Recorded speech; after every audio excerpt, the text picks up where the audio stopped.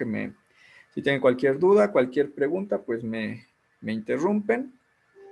Entonces, la clase de hoy va a ser como la mayoría. Vamos a platicar un poquito del tema. Vamos a platicar de manera superficial acerca de la teoría y luego vamos a darle el enfoque práctico que hemos tratado de mantener. Obviamente son únicamente ejemplos, no quiere decir que estos son los únicos métodos o las únicas maneras que nosotros recomendamos, pero bueno, ahorita son de los más populares y algo que les voy a decir a lo largo de este tema, de esta unidad, es que debemos de ser siempre muy cuidadosos cuando hagamos o pretendamos hacer nuestra estimación del tamaño efectivo. Es muy fácil equivocarse, es muy fácil hacer sesgos tanto para arriba como para abajo. En particular, la estimación del tamaño efectivo es muy delicada, los parámetros que se utilizan, también dependiendo del tipo de algoritmo que se utiliza, el tipo de método que se utiliza, el tipo de supuestos que tiene aparte cada método. Hay muchísima literatura, entonces, bueno, la intención ahorita es solo darle algunas opciones. Nuevamente, si tienen ustedes alguna sugerencia o algo, bueno, podemos verla también después. Y pues eso, ¿no? Esta advertencia entonces creo que viene varias veces tanto en las prácticas como a lo largo de la clase. Y pues no me voy a cansar, ¿no? De decirles, o sea, sí se puede, por supuesto que hay métodos, los métodos cada vez son más robustos, pero tenemos que tener cuidado con los supuestos que tienen cada método, ¿no? Bien, dicho lo anterior, entonces empezamos. Ahora ya vamos en la unidad 5, en su temario, es la inferencia demográfica a partir de datos genéticos.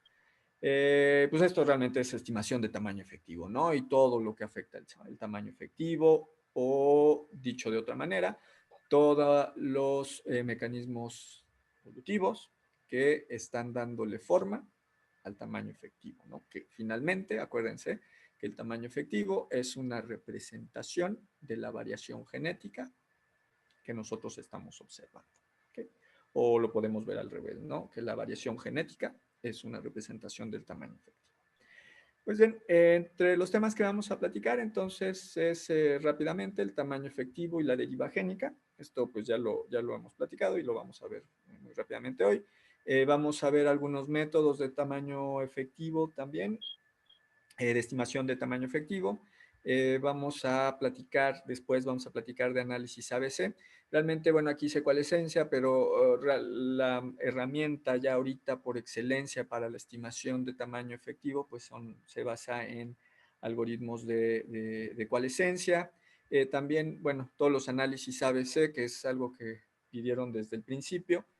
Vamos a ver solo un método. Realmente hay muchos métodos y yo estoy seguro que todos los que han usado un set de datos de variación genética ya han usado algún método ABC, aunque no se hayan dado cuenta. Structure es un método ABC, ¿no? Por ejemplo.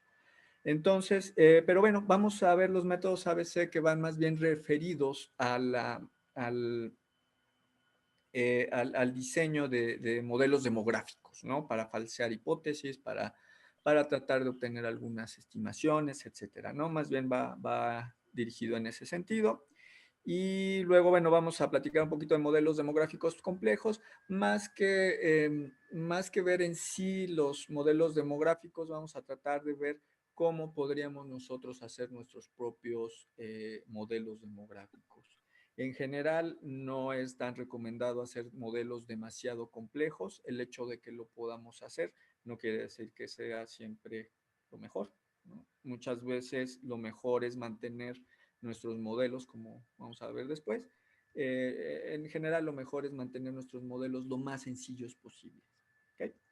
Bueno, pues empezar, ¿no? Entonces, el tamaño efectivo, acuérdense entonces, para entonces poder platicar del tamaño efectivo, pues por fuerza tenemos que hablar de la deriva génica, ¿no? Acuérdense, la deriva génica, entonces es esta fuerza evolutiva, es en esencia el cambio en las frecuencias alélicas debidas al azar. Y esto es causado, ¿por qué? Porque las poblaciones tienen tamaños finitos, acuérdense, ¿no? Entonces, si nosotros tenemos tamaños grandes, vamos a tener poca deriva génica. Si tenemos tamaños pequeños, vamos a tener mucha deriva génica, ¿no? Entonces, acuérdense que estos efectos del azar pueden deberse por muchas razones. Generalmente pensamos inmediatamente en cosas como catástrofes o cosas por el estilo que pueden mermar una población y pues de manera aleatoria, ¿no? Los individuos que finalmente son mermados, ¿no? Que son retirados pues de la población, pero acuérdense que, bueno, hay un montón de factores, ¿no? Tal como errores de muestreo, diferencia en el número de hijos que dejan los individuos, la posibilidad, por ejemplo, que se tiene de conseguir una pareja, ¿no? Todo ese tipo de factores que pueden estar influenciados realmente por el azar. ¿Okay? Fundamentalmente, el efecto y la relación del tamaño efectivo y de la deriva génica la podemos resumir en 3 puntos, ¿no? Entre más pequeño es el tamaño, son más violentos y abruptos los cambios, ¿no? O lo vemos al revés. Entre más grande es el tamaño, más pequeños son los cambios, como ustedes lo quieran ver. La deriva génica va a tener una interacción con la mutación, pero si la deriva génica es lo suficientemente grande, que es generalmente el caso, acuérdense que la mutación es una fuerza muy débil, es una fuerza que toma mucho tiempo que acumule variación. Entonces, en general, el efecto que vamos a observar cuando hay deriva génica, pues es la pérdida de variación, ya sea porque se pierde un alelo o bien porque se fija el alelo. Por cualquiera de los dos casos, lo que vamos a tener al final es entonces la pérdida de la variación genética. El tercer punto es también bastante interesante porque finalmente lo que va a causar la deriva génica es la divergencia de poblaciones en el tiempo. ¿Qué es lo que va a pasar? Pues es fácil imaginarnos. Nosotros tenemos 2 poblaciones, cada una de ellas está sufriendo de manera local deriva génica, que está causando una variación aleatoria en las frecuencias alélicas, está causando que en una población entonces haya fijación y pérdida de unos alelos, en la otra población fijación y pérdida de otros alelos. Esto por azar pues va a causar que estas 2 poblaciones vayan siendo más diferentes a lo largo del tiempo, ¿no? Así de sencillo. Algo interesante también con respecto a la divergencia es que a pesar de que las frecuencias alélicas en una y otra población pueden ir divergiendo a lo largo del tiempo, si nosotros juntáramos todas estas poblaciones que se comportan como subunidades, el comportamiento de las frecuencias alélicas sería el promedio, ¿no? Como si tuviéramos una población muy grande. Entonces, bueno, el tamaño poblacional finito pues va a tener estos efectos, ¿no? Aumento en las varianzas, fijación y pérdida de alelos, ¿no? Aquí tenemos estos gráficos clásicos. Vemos aquí un tamaño es 2n igual a 18, aquí 1 igual a 100. En el eje de las X tenemos entonces el tiempo medido en generaciones y vean cómo hay entonces una fluctuación del azar en las frecuencias alélicas, ¿no? En este caso todas las frecuencias alélicas empiezan en 0.5. Entonces vean cómo aquí, pues, la mayor parte de casos hay la fijación o la pérdida del alelo. Vean cómo esta mayor violencia y este mayor desplazamiento, entonces, en las frecuencias alélicas, en periodos de tiempo mucho más cortos, ¿no? A comparación de lo que tenemos cuando tenemos un tamaño más grande. Pero de cualquier manera, nosotros tenemos que hay un efecto de la variación, de la deriva génica, perdón. Y este efecto, bueno, se va a ver a lo largo del tiempo. Y aquí también se ve muy, muy claramente cómo aquí tenemos una cierta cantidad de varianza entre las frecuencias alélicas y cómo esta varianza va aumentando conforme va aumentando el tiempo. ¿Vale? Entonces, bueno, este es el efecto de la deriva génica. Entonces, aquí hay algo interesante, ¿no? Porque entonces la cantidad de diversidad genética que nosotros vamos a encontrar en nuestras poblaciones, pues va a estar íntimamente relacionada con el tamaño efectivo, ¿no? Nuevamente, si nosotros tenemos tamaños efectivos muy grandes, tenemos entonces poca deriva génica, lo que nos va a permitir que haya más acumulación de variación genética, es decir, a tamaños efectivos más grandes, va a haber mayor cantidad de variación genética. Esa es la relación, ¿no? Como vemos aquí, en este gráfico, por ejemplo, tenemos pues una medida de variación genética. Aquí tenemos distintos tamaños efectivos.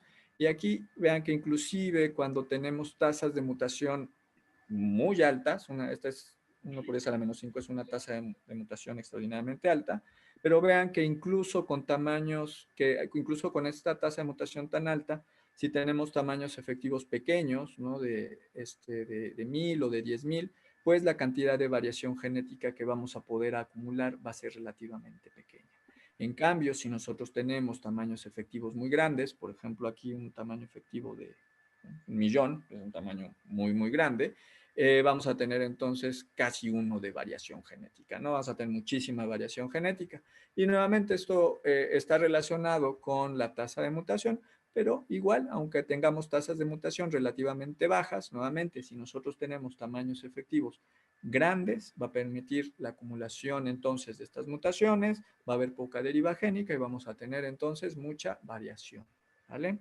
Aquí está, es exactamente la misma gráfica de su lado derecho, pero vean que, bueno, son distintos los ejes, ¿no? En este caso están las generaciones, en este caso aquí lo que estamos viendo es la acumulación de variación genética igual a lo largo del tiempo, pero aquí ya está en función del tamaño efectivo únicamente. Entonces, vean cómo con tamaños efectivos relativamente pequeños, de 1000, la cantidad de heterocigosis que se puede acumular a lo largo de las generaciones va a llegar a una asíntota. Y entonces, nuevamente, recordando, entonces si nosotros tenemos tamaños efectivos más grandes, va a haber menos deriva génica y por lo tanto nuestra población va a poder acumular más variación, ¿no? Entonces, más tamaño efectivo, más variación genética. Listo. Entonces, el tamaño efectivo, ¿se acuerdan? Ya lo habíamos platicado, lo hemos visto también en varios cursos, la definición es un poquito complicada, pero bueno, la definición formal es el tamaño de una población ideal que va a experimentar los mismos efectos debidos a la deriva génica y a la endogamia que la población real de estudio, ¿no? Nuevamente, entonces aquí eh, veamos entonces, pensemos en términos de esta definición. Lo que nos está diciendo es que nosotros tenemos entonces una población de la cual hay una fracción y esta fracción es la que va a estar recibiendo todos estos efectos de la deriva génica. Acuérdense que dentro de una población nosotros tenemos distintos individuos, tenemos individuos que pueden ser porreproductivos, ¿no? Es decir, que son individuos que finalmente, por ejemplo, ya no están contribuyendo o que no contribuyeron o que no están ya contribuyendo a la posagénica, ¿no? Entonces nosotros finalmente podemos quitar a todos estos individuos porque finalmente ya no van a dejar alelos a la siguiente generación y entonces la población sufriría la misma cantidad de deriva génica si nosotros dejamos a estos individuos o si nosotros los quitamos, ¿no? En este caso di el ejemplo de individuos reproductivos, pero se dan cuenta que además puede haber otro tipo de individuos, puede haber postreproductivos, pre-reproductivos y no necesariamente son únicamente los individuos reproductivos, ¿no? Pero es útil verlo bajo esta concepción porque entonces es fácil imaginarnos, ¿no? Tenemos una población grande que puede tener entonces deriva génica, pero si quitamos todos estos individuos que no están contribuyendo activamente a la posagénica, entonces esta fracción que nos quedamos va a tener exactamente la misma cantidad de deriva génica y de endogamia. ¿Okay? Entonces tenemos que este número, el tamaño efectivo, puede ser muy diferente al tamaño censal. Sin embargo, bueno, la población reproductiva no necesariamente es un buen estimador del tamaño efectivo, puesto que los individuos reproductivos, a pesar de que sí están contribuyendo o potencialmente están contribuyendo a la posagénica con alelos a las siguientes generaciones, pues hay también un montón de factores que pueden estar afectando, ¿no? Por ejemplo, la diferencia en la proporción de sexos, puede ser tamaño en la descendencia, que se puede deber a muchos factores, se puede deber a factores como fertilidad, etcétera, ¿no? También, bueno, competencia también por los individuos, sobrevivencia también de las crías, el número de varianza en el número de individuos reproductivos entre generaciones, no necesariamente siempre son el mismo, etcétera, ¿no? Si nosotros tenemos entonces, juntamos todas estas ideas, pues podemos hacer una definición un poquito más completa de lo que es el tamaño efectivo. Entonces, bueno, tamaño efectivo de una población, vamos a definirlo entonces como el tamaño de una población ideal que produciría la misma cantidad de endogamia, varianza en las frecuencias alélicas y pérdida de heterocigosis como la población bajo estudio. Dan cuenta que aquí es exactamente la misma definición, pero lo único que hicimos fue descomponer deriva génica en varios componentes, ¿no? Entonces, la población que va a sufrir todos estos efectos, ¿no? Endogamia, deriva génica, y ese representa entonces una fracción de la población, y esto obviamente va a depender en mucho el tamaño de esta fracción, es decir, el tamaño efectivo en relación al tamaño censal. Esta proporción va a depender, por supuesto, del sistema que estemos estudiando. ¿Okay? Pues esto nos lleva entonces a esto, ¿no? Los factores que afectan al tamaño efectivo. En principio, cuando tenemos sistemas con sexos separados, por ejemplo, bueno, el dioicismo, mucho tiene que ver la proporción de hembras y machos, ya lo habíamos platicado, por supuesto que en una población pues es más importante el número de hembras que el número de machos, ¿no? Puesto que pues, si tenemos una población con puros machos pues, y una hembra, pues no hay manera de que solo hay una hembra que puede tener crías, ¿no? Y si es al revés, pues todas las hembras pueden tener descendencia, ¿no? Entonces, por supuesto que la proporción de machos y hembras en una población va a afectar el tamaño efectivo. También acuérdense que puede haber casos extremos como estos de los elefantes marinos, donde hay harems. Entonces, la contribución de los machos o de los genes provenientes de los machos es mucho menor a comparación de la contribución de las hembras. También tenemos, por ejemplo, sistemas haplodiploides como en avispas, en donde el macho es haploide, la hembra es diploide. Entonces, nuevamente la contribución es diferencial, no hay una contribución pareja por parte de los dos sexos, perdón, y por supuesto que esto va a tener entonces consecuencias sobre el tamaño efectivo, ¿no? También lo practicamos, la varianza entonces en la progenie a lo largo del tiempo va a afectar también el tamaño efectivo, recordando que puede haber pues temporadas donde haya mucha descendencia, mucha progenie, temporadas donde haya menos. Entonces se dan cuenta que entonces si nosotros lo medimos en una escala temporal, pues entonces esta varianza que hay entre los hijos que se van dejando, pues va a causar también una disminución, bueno, dependiendo también, pero bueno, en general lo que va a pasar es que va a haber una disminución en el tamaño efectivo, ¿no? También considerar que podemos tener sistemas haploides, en este caso, bueno, también podremos hablar de bacterias, pero en este caso, hago más referencia por ejemplo, si trabajamos con mitocondrias o con cloroplastos, acuérdense que el tamaño efectivo de un organelo es mucho más pequeño, tanto porque es haploide, tanto porque no tiene recombinación o tiene muy poca recombinación. Pues no se les olvide, ¿no? Porque siempre se nos pasa cuando hacemos luego estimaciones de tamaño efectivo con nuestros marcadores de cloroplasto, se nos olvida a veces hacer la corrección justamente porque es un sistema haploide, ¿ok? También, bueno, de la variación en el tiempo puede tener que ver también tanto con la cantidad de progenie que se va dejando a lo largo del tiempo, pero también puede tener que ver con fluctuaciones de las mismas poblaciones a lo largo del tiempo. Es fácil imaginarnos un sistema biológico en donde las poblaciones no tienen un tamaño demográfico estable todo el tiempo. Pueden ser poblaciones que tengan continuamente fluctuaciones de su tamaño a lo largo del tiempo y por supuesto que esto va a tener un impacto en el tamaño efectivo. ¿Okay? Bien, entre los otros factores, bueno, tenemos la endogamia, por supuesto, si hay mucha endogamia, si los apareamientos no son al azar, pues entonces va a también tener una repercusión en el tamaño efectivo.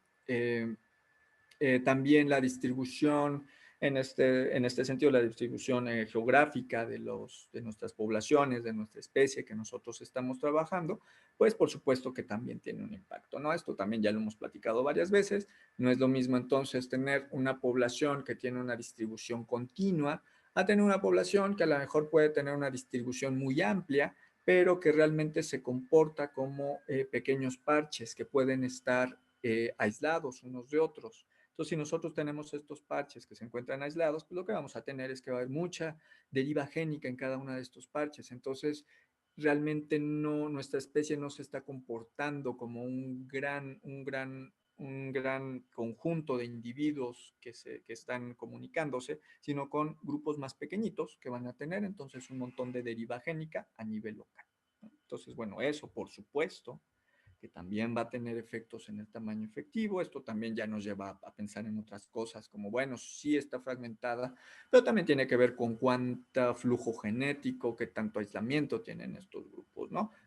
Por supuesto, todo eso está, bueno, eso está realmente íntimamente relacionado con la cantidad de deriva génica y por supuesto que esto va a afectar el tamaño efectivo que nosotros vamos a estimar, ¿no?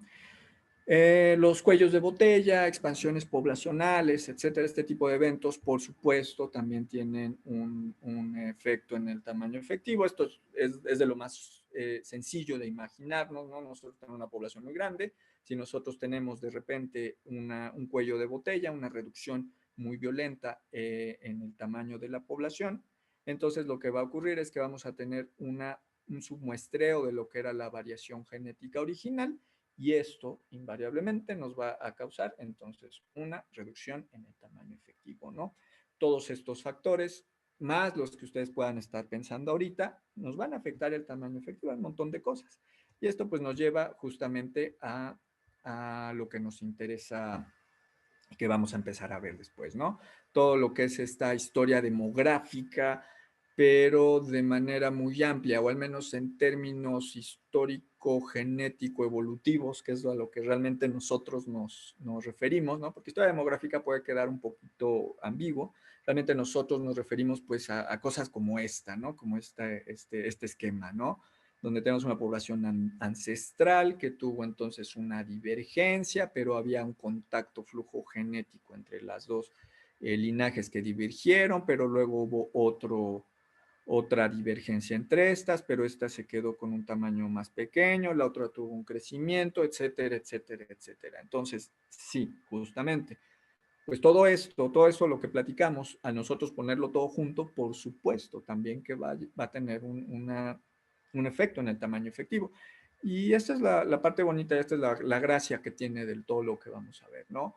Que este tipo de eventos, este tipo de cosas que ocurren en las poblaciones naturales dejan señales en la cantidad de variación genética, dejan señales en cómo se comporta la variación genética, cómo se distribuye la variación genética y lo que nosotros nos toca hacer es entonces tratar de identificar estas señales para nosotros poder entonces hacer una reconstrucción de lo que pasó y de lo que dio origen y moldeó a este tamaño efectivo y por ende a esta diversidad genética, ¿no? Esta cantidad de diversidad genética que estamos analizando. Pues bien, ahora, hay distintas técnicas para poder nosotros aproximar el tamaño efectivo. Eh, ahorita me voy a limitar solo algunas, no, tampoco no es la intención verlas todas, ni tampoco hacer una revisión exhaustiva, puesto que no vamos a acabar, ahorita estaba viendo y todavía tenemos bastantes clases, pero esto nos podría llevar muchas clases. Entonces vamos a ahorita ver solo algunos métodos y vamos a también a ver cómo los podemos aplicar de manera práctica. Entonces, pues sí, y vamos a dejar fuera todo lo que son métodos demográficos o de medir tamaños de vecindario, etcétera. Todo eso ahorita no lo vamos a tomar en cuenta, únicamente vamos a ver lo que son técnicas que utilizan datos exclusivos de variación genética para calcular el tamaño efectivo de las poblaciones. ¿Okay? Primer categoría o grupo que les quiero platicar son los métodos temporales. Por ahí ustedes seguramente se acuerdan de esta formulita, ¿no? Esta formulita lo que nos dice es la cantidad de variación genética que se pierde de una generación a la otra, dada un cierto tamaño de la población. Espero que se acuerden. Entonces, de tal manera que si esto es muy grande, la pérdida de variación genética entre una generación y otra va a ser ínfima, entonces entre más grande sea este número, más pequeña va a ser la pérdida y entonces HT y HT al tiempo 1 van a ser prácticamente iguales. Pero ¿qué pasa cuando tenemos lo contrario? Que tenemos una cierta cantidad de variación genética, pero tenemos un tamaño muy pequeñito, va a haber entonces una gran pérdida de diversidad genética y entonces HT y HT al siguiente tiempo va a ser muy distinto, ¿no? Entonces, este cambio que puede haber a lo largo de las generaciones en la variación genética, se dan cuenta que además es un reflejo de la cantidad de deriva génica que está ocurriendo en las poblaciones. Acuérdense, la deriva génica, si tenemos tamaños muy grandes, actúa muy poquito. Si tenemos tamaños muy pequeños, actúa mucho. Entonces, el efecto primario de la deriva génica, acuérdense, pérdida, bueno, fluctuación en las frecuencias alélicas que nos lleva a pérdida de variación genética. Así de sencillo. Entonces, bien, eso es lo que nos dice entonces esta fórmula. Y si nosotros hacemos un poco de matemáticas, nosotros podemos obtener una fórmula general que nos puede entonces estimar la cantidad de variación genética que se puede perder en un determinado intervalo de tiempo, dado un cierto tamaño, pero nosotros entonces podemos despejar la n y obtener esta estimación, ¿no? Está muy bonito porque se dan cuenta entonces que el tamaño efectivo puede ser estimado dada la cantidad de variación genética en un tiempo inicial, la cantidad de variación genética que tenemos en un cierto tiempo t, ¿no? En un cierto número de generaciones. Entonces, esta medida es una de las medidas que pueden ser bastante precisas, pero pueden ser también bastante complicadas, porque finalmente lo que nos pide es tener una cantidad de variación en la actualidad, una medida de la diversidad genética en la actualidad, una medida de variación genética en el pasado y saber además cuántas generaciones cuántas generaciones pasaron para que haya esta pérdida de variación genética, ¿no? Tal manera que, pues, es un método bastante útil, pero bueno, tiene esta condición, ¿no? Que nosotros entonces tendríamos que tener muestreos temporales y aparte un registro de cuánto tiempo pasó, ¿ok? No sé por qué me hace esto, bueno, no importa. Cambios en las frecuencias alélicas también a lo largo del tiempo. Acuérdense que en nuestras primeras gráficas lo que vimos es que era un efecto de la deriva génica cuando tenemos entonces un tamaño efectivo que puede ser pequeño, es el aumento en la varianza en las frecuencias alélicas, ¿no? Estas fluctuaciones que son violentas nos lleva entonces este aumento en la varianza en las frecuencias alélicas. Entonces, nuevamente, si nosotros podemos tomar las frecuencias alélicas a un tiempo inicial, podemos nosotros, si pudiéramos también tomar las frecuencias alélicas en un momento de generaciones en el pasado, nosotros entonces podríamos medir la varianza que hay en estas frecuencias alélicas y esto también nos permitiría hacer una estimación de nuestro tamaño efectivo, ¿no? Nuevamente, también aquí habría que considerar que para cualquiera de estos casos, tendríamos que considerar que el efecto real o el efecto más bien preponderante en la pérdida de variación genética o en el aumento de la varianza en las frecuencias alélicas, en cualquiera de los dos métodos, el mecanismo preponderante tendría que ser la deriva génica, por supuesto que sí, ¿no? De ahí nuevamente recordar entonces esto que ya habíamos discutido, ¿no? Oye, pero entonces, ¿qué pasa si nosotros usamos marcadores bajo selección? ¿Qué pasa si tenemos este sesgo? Ok, aquí, dense cuenta que tiene relevancia, ¿no? Nosotros estamos entonces asumiendo que los efectos están dados únicamente por deriva génica, ¿no? Para poder utilizar alguno de estos métodos. Nuevamente, para poder utilizar uno de estos métodos, bueno, pues tenemos la misma condicionante, ¿no? Tenemos entonces que saber tener muestreos en distintos tiempos y además tener un registro de cuánto tiempo pasó entre los distintos tiempos, ¿no? Lo cual que esto es en generaciones, no solo en años, lo cual también tiene cierta gracia, ¿no? Calcular el tiempo generacional de una especie puede tener también su complicación. Dentro de otros métodos también se basan en exceso o deficiencia de heterócigos. Vean que bueno, la fórmula también está muy bonita, no lo vamos a ahorita a discutir, pero que justamente esta desviación de lo que nosotros esperaríamos de la cantidad de heterocigos que nosotros podemos esperar en una población, puede estar entonces dada por cambios en el tamaño efectivo, ¿no? De tal manera que tenemos métodos que pueden estar basados en este exceso o deficiencia de heterócigos y nos pueden hacer una estimación del tamaño efectivo. Tal está el programa Bottleneck, por ejemplo. Vamos a ver ahorita un método similar a Bottleneck.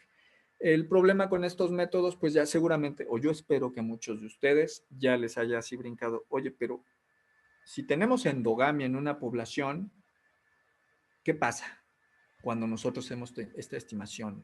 Cuando nosotros tenemos, por ejemplo, un efecto Balloon, ¿no? Que puede estar causado por una subestructura, un submuestreo que no estamos haciendo bien o una estructura que no estamos tomando en cuenta, pues nos puede dar una señal de deficiencia de heterócigos y eso puede afectar nuestro estimado de tamaño efectivo, ¿no?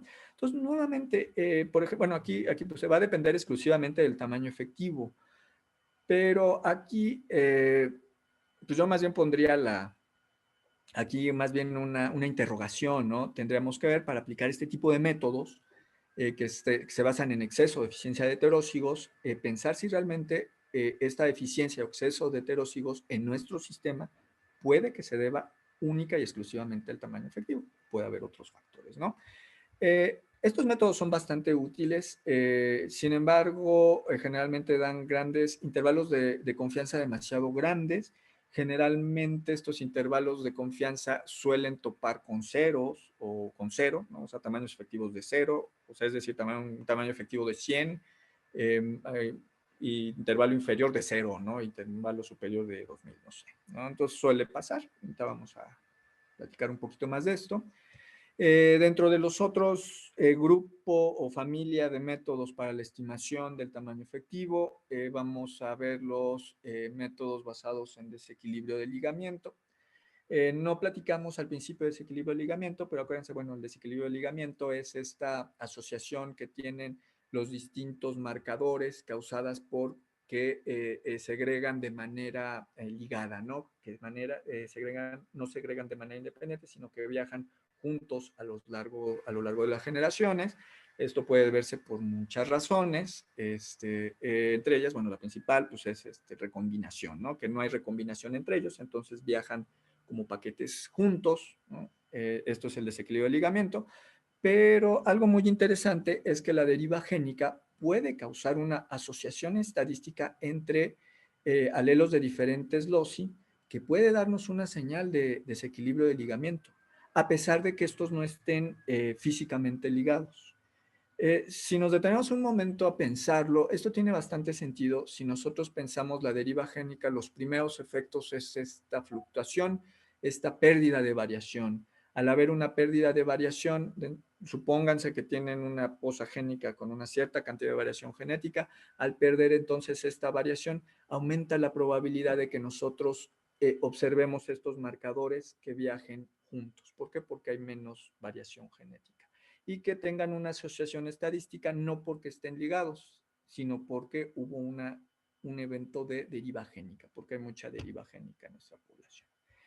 Esto es bastante interesante. Estos efectos entonces se pueden resolver en función de los modelos de desequilibrio de ligamiento y llegar a una obtención del tamaño efectivo, ¿no?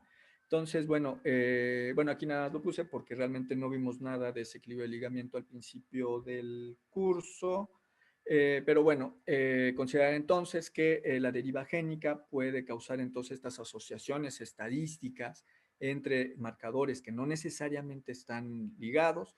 Por supuesto, esto va a depender de qué tanta recombinación haya en nuestro sistema, en nuestro cromosoma, bueno, finalmente con lo que nosotros estemos trabajando. Pero algo muy interesante es que a pesar de que nosotros tengamos niveles relativamente bajos o más bien niveles relativamente altos de recombinación, si nosotros tenemos mucha deriva génica, aunque tengamos recombinación, vamos a tener esta señal de asociación, esta señal de desequilibrio de ligamiento, ¿no? Entonces, bueno, este lo puse porque me parece interesante. Cuando nosotros tenemos muchas poblaciones en donde podemos tener estas señales de desequilibrio de ligamiento causadas por deriva génica, si nosotros las juntamos todas, vamos a tener que la señal de deriva génica se pone, es de cero, ¿no? Pasa algo similar, ¿se acuerdan cuando platicamos de la deriva génica? Que cuando tenemos esta varianza en las distintas poblaciones, en sus frecuencias alélicas, que si nosotros las juntamos todas, la frecuencia alélica que vamos a obtener es la frecuencia alélica promedio. Pero bueno, no nos clavemos demasiado en eso. Una de las medidas que se utiliza para estos efectos es la R cuadrada. R cuadrada, censo, índice de correlación, ¿no? Hay distintos, por supuesto, pero incluso hay programas que utilizan el índice de correlación de Pearson, así tal cual, ¿no? Entonces, esta medida que nosotros vamos a obtener realmente es una medida de asociación, no tanto de desequilibrio de ligamiento, porque nosotros estamos asumiendo que en este caso lo que está causando la deriva génica, el efecto que está causando la deriva génica, entonces es una asociación estadística entre marcadores que no están ligados, pero que aparentemente, o que nos están dando más bien, esta señal debido a un tamaño efectivo pequeño, a mucha deriva génica. ¿Vale? Bueno, aquí esto viene del Hedrick, también nos menciona que, bueno, inclusive cuando hay tasas de recombinación pequeñas, esto va a estar muy íntimamente relacionado también con el tamaño efectivo. A mayor tamaño efectivo, nosotros tenemos que la recombinación va a ser más efectiva, por decirlo de alguna manera, ¿no? De tal manera que podemos tener tamaños efectivos muy pequeños, con altas tasas de recombinación, que de todos modos nos van a dar en ligamiento, mientras que podemos tener tamaños efectivos muy grandes, con tasas de recombinación muy pequeñas, que nos van a dar en medidas de desequilibrio de ligamiento muy bajas, ¿no? Es decir, el tamaño efectivo también va a hacer que la recombinación sea más eficiente, ¿sale? Por supuesto, también los cuellos de botella van a generar un ligamiento entre genes que se encuentran o no ligados, incluso hasta genes que pueden no estar ligados nuevamente. Acuérdense lo que platicamos, si hay un tamaño efectivo muy pequeño, si hay entonces mucha deriva génica, entonces vamos a tener una señal de ligamiento, ¿no? Y esto es interesante porque puede ser que no estén ligados, pero vamos a tener esta señal de ligamiento. Este es un ejemplo que no voy a discutir ahorita. Bueno, es un ejemplo en humanos de cómo, dependiendo el tamaño de la población y utilizando exactamente los mismos marcadores que tienen exactamente, bueno, en este caso en las mismas poblaciones tienen esta tasa de recombinación dada, y cómo únicamente por el tamaño de las poblaciones nosotros podemos obtener señales de ligamiento, ¿no? Y cómo esto va a cambiar estudiando exactamente los mismos marcadores que tienen exactamente la misma tasa de recombinación, pero lo que varía es el tamaño de las poblaciones, ¿no? Y como entonces en las poblaciones más pequeñas vamos a tener entonces señales de ligamiento más altas. Okay. Bien. Realmente yo quería llegar a esta imagen en donde está medio fuerte, es medio arcaica, no creo que sea tan vieja. Bueno, este es la esperanza, la expectation de R cuadrada, es decir, la cantidad el valor de asociación que nosotros tendríamos entre los marcadores, ¿no? Aquí es de 1, que están completamente ligados, y en el eje de las X tenemos la cantidad de recombinación que nosotros tenemos en un momento dado. Y vean cómo se comporta dependiendo del tamaño efectivo. Vean, con un tamaño efectivo, por ejemplo, de 100, con tasas de recombinación, por ejemplo, aquí, bueno, con esta de 0.006, vamos a entonces seguir recuperando mucha asociación estadística, mucha de esta señal de ligamiento entre los marcadores, mientras que si tenemos entonces tamaños efectivos más grandes, en este caso un tamaño efectivo, por ejemplo, de 2000, incluso con tasas de recombinación muy pequeñas, vamos a tener señales de desequilibrio de ligamiento más pequeñas, ¿no? Nuevamente es lo que les comentaba, que si nosotros tenemos tamaños, entre más grande sea el tamaño efectivo, la recombinación entonces va a ser más efectiva, ¿no? Y esto, por supuesto, tiene que ver pues, con la cantidad de deriva génica otra vez, ¿no? Ya esto se lo deben de saber de supermemoria, ¿no? Tamaño efectivo grande, menos deriva génica, tamaño de efectivo pequeño, más deriva génica. Y esto, por supuesto, lo vemos entonces también reflejado en estas señales de desequilibrio de ligamiento que nosotros tenemos. Entonces, bueno, poca recombinación, pero con un tamaño efectivo grande resulta en baja asociación. Y esto se puede resolver de esta manera, y en esta fórmula también está bonito, en donde el nivel de asociación, el valor de desequilibrio, o bueno, le voy a llamar ahorita asociación, el valor de asociación entre marcadores que nosotros podemos recuperar va a ser inversamente proporcional entonces al tamaño efectivo. Y por supuesto va a depender de la tasa de recombinación, ¿no? Aquí se ve bastante claro. Aquí, bueno, este es un factor de corrección para tamaño de muestra.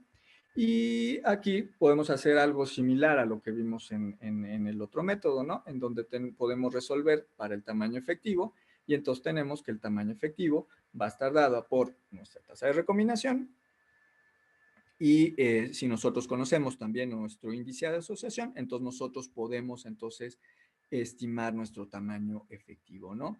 Se da cuenta que aquí podría venir la pregunta, oye, pero, y si no conocemos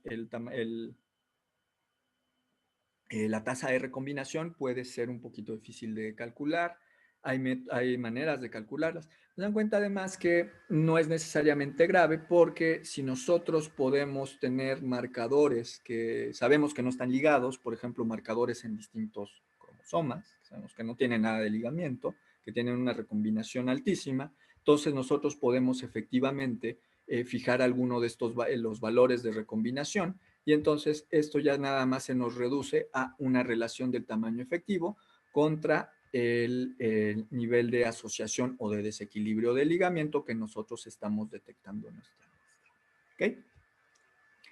¿Okay? Como parte también de la otra familia de métodos que vamos a platicar, pues son los métodos basados en coalescencia, ¿no? Para ahorita, para coalescencia, me gustaría platicarles un poquito nada más de lo que trata de coalescencia. Yo sé que los que ya llevaron el curso, pues ya lo platicamos, pero no está de más verlo otra vez. Lo vamos a ver muy breve y esto también para los que no les suene tanto, ¿no? Lo que es coalescencia. No sé si aquí tenga alguno de ustedes alguna pregunta, alguna duda. Ahorita lo vamos a llevar a la práctica todo esto. ¿Alguien?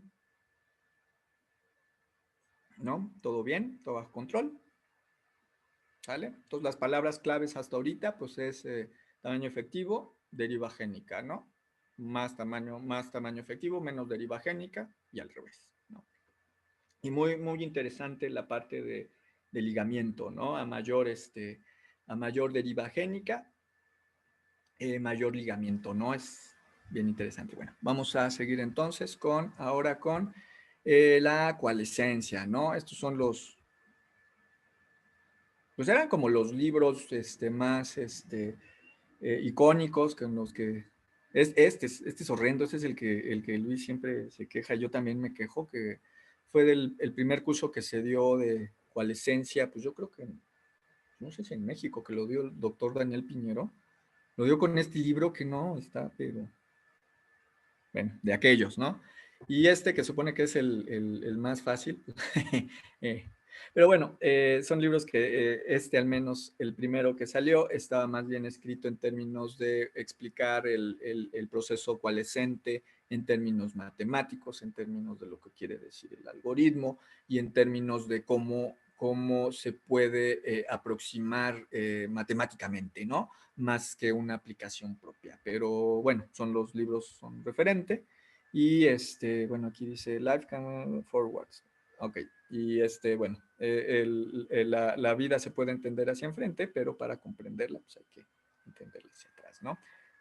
Y esto viene muy ad hoc porque los algoritmos de coalescencia, pues siempre son de presente al pasado, ¿no? Es así como funciona.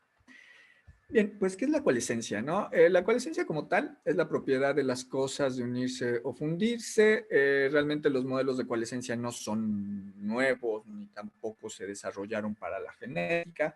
Los modelos de coalescencia se usaban ya desde hace mucho tiempo para dinámica de fluido, ¿no? Sobre todo, por ejemplo, el ejemplo clásico es cuando tenemos un vidrio, tenemos que salpica algún líquido, como las gotitas se van pegando entre ellas. Bueno, ahí ya teníamos lo que es coalescencia, ¿no? Entonces la coalescencia se puede definir como la propiedad de las cosas de unirse o fundirse. A lo que a nosotros nos interesa es un modelo matemático que nos permite describir el proceso que genera los datos genéticos, ¿no? Y en otra definición, proceso estocástico que trata de la unión o fusión de linajes ancestrales hacia atrás en el tiempo, ¿no? Con estas dos definiciones realmente tenemos lo que es la coalescencia, al menos en términos de genética, lo que a nosotros nos interesa, ¿no? Tenemos estas dos. Uno, que la coalescencia es hacia atrás en el tiempo, quiere decir que nosotros partimos de una muestra actual y lo que va a hacer la coalescencia es simular hacia atrás. Pero si agarramos la segunda parte, la primera definición, modelo matemático que describe el proceso que genera a los datos genéticos. Ya lo tenemos entonces, ¿no? Entonces, la coalescencia es una serie de modelos, una serie de algoritmos, es un método que nos permite entonces descubrir cómo tuvieron origen los datos que estamos observando hacia atrás en el tiempo, ¿no? Es decir, va a ser una reconstrucción hacia atrás en el tiempo para reconstruir con ello la historia que dio origen a la variación genética, tal como la estamos viendo en el presente. Para hacer los modelos coalescentes, se parte también de un modelo neutro, que en este caso es el modelo de Wright-Fisher, que ya les debe de sonar, donde cuando nosotros tenemos un coalescente básico, tenemos generaciones discretas, individuos haploides, que realmente esto ya para términos de modelaciones, cuando nosotros estamos analizando nuestros datos, matemáticamente es relativamente fácil omitir estos, o más bien superar estos supuestos, pero los que importan, bueno, pues es tamaño constante, misma adecuación para todos los individuos, la población no es que no haya estructura, es decir, que sea una sola población y que no haya recombinación. Pero tal como vimos con Hardy-Weinberg, nosotros podemos entonces romper cada uno de estos supuestos y entonces extender los coalescentes para poder responder preguntas en particular, ¿no?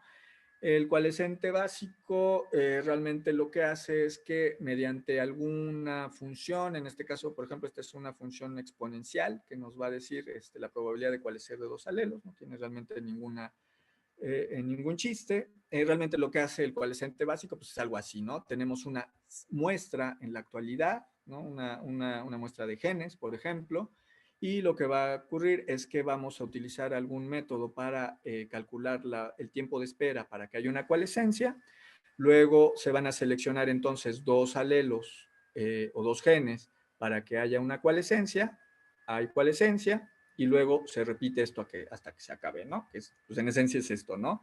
Pum, pum, pum, pum, y listo. Ahí está.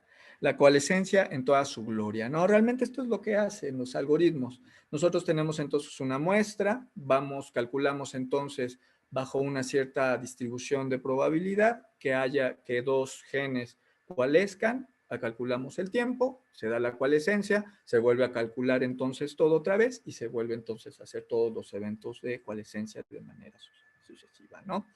En este modelo se pueden incorporar tasas de mutaciones, aunque la tasa de mutación, dependiendo también del método, pero se incorpora de manera muy chistosa, se incorpora al final realmente, pero es bastante interesante. Se pueden también entonces incorporar modelos que tienen mutaciones, pero en general, bueno, la idea del coalescente básico, pues lo que va a hacer es generar genealogías, ¿no?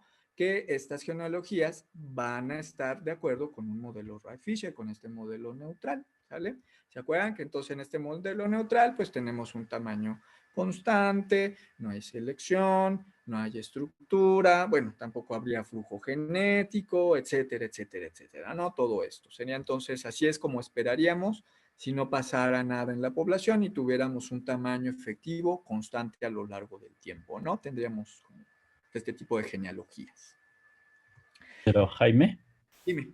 ¿te regresas? ¿Sí? O sea,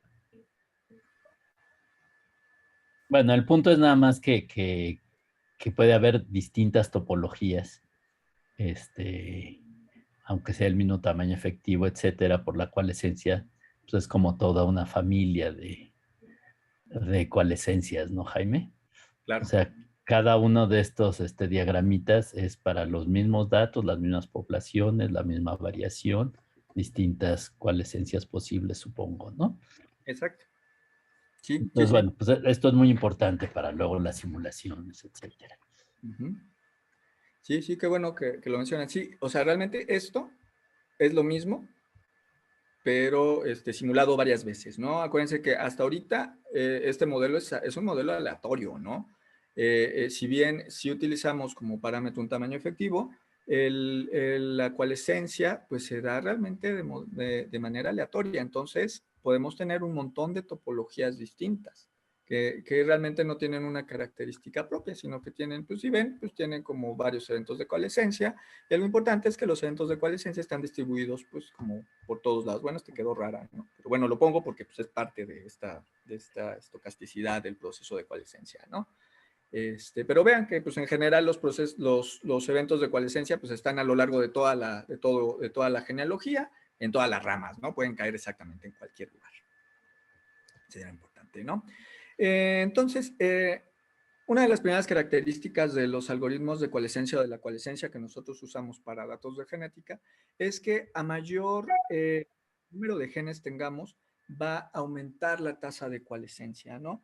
Si esto nosotros ya lo pensamos en términos genéticos, pues también tiene algún sentido, ¿no? Si nosotros tenemos más variación, pues va a haber más eventos de coalescencia, ¿no? Nuestros arbolitos van a tener más divergencias, ¿no? Entre más variación haya.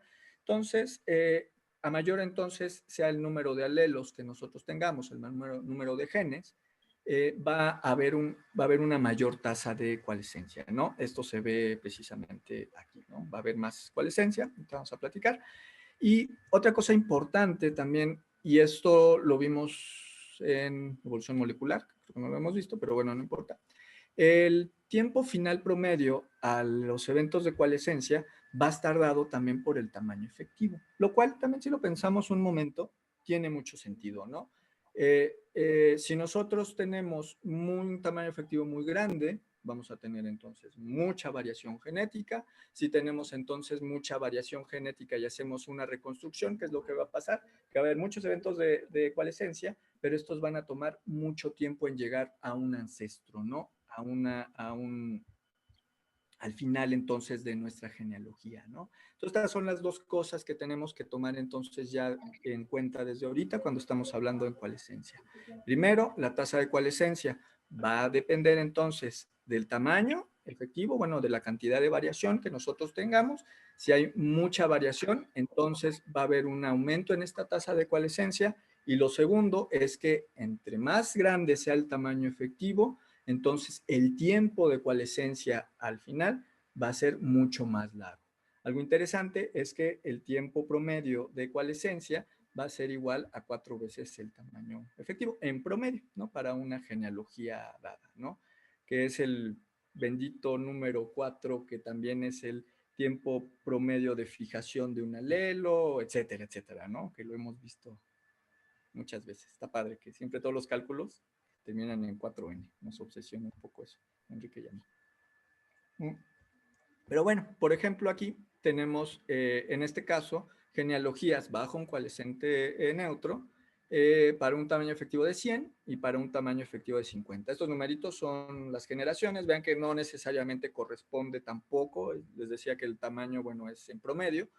Pero vean que para un tamaño efectivo se llega de 100, se llega al final de la coalescencia o todos los alelos coalescen, por ejemplo, en las 150 generaciones, más o menos, no, realmente no es un número muy preciso, pero cuando tenemos tamaños efectivos más grandes, entonces los tiempos finales de coalescencia, el tiempo a llegar al ancestro va a ser mucho más largo, ¿sale? Si nosotros los ponemos juntos, pues vamos a tener que cuando tenemos un tamaño efectivo más pequeñito, pues se llega aquí, luego, al final de la genealogía, aquí ya ocurrió todas las coalescencias, y cuando tenemos un tamaño efectivo más grande, entonces van a ser los tiempos de coalescencia van a ser más profundos, ¿no? Nuevamente. Entonces, el tiempo promedio de la coalescencia al ancestro común, common ancestor, es función del tamaño efectivo otra vez, ¿no? Pensemos entonces en términos de variación genética, esto tiene mucho sentido. Tenemos entonces tamaños efectivos pequeños, mucha deriva, poca variación. Si tenemos poca variación y hacemos una reconstrucción genealógica de esta variación, pues lo que va a pasar es que la variación se nos va a acabar bien rápido. Pero si tenemos tamaño efectivo más grande, tenemos menos deriva génica, tenemos entonces más variación, y si nosotros hacemos una reconstrucción genealógica de toda esta variación, pues ¿qué va a pasar? Que como hay más variación, entonces va a tener tiempos más profundos, ¿no? ¿Ok? Listo. Estas dos cosas son fundamentales para entender el proceso de coalescencia, ¿no? Entonces, bueno, esta es la misma imagen. Acuérdense que estamos hablando ahorita un modelo coalescente neutro, coalescente básico. Y pues esto, ¿no? Esto resume, ¿no? Lo que habíamos platicado, ¿no? Entonces tenemos que los tiempos van a ser más profundos y que la tasa de coalescencia va a estar también determinada por el número de alelos que nosotros estemos utilizando, ¿no? Y algo que también es bastante interesante y que ahorita vamos a ver es que la tasa de coalescencia se suele alargar conforme disminuye el número de alelos, que es lo que se ve aquí, ¿no? Cuando nosotros también tenemos un montón de alelos, las tasas de coalescencia entonces son más altas, pero cuando tenemos poquitos, las tasas de coalescencia es más lenta, ¿no?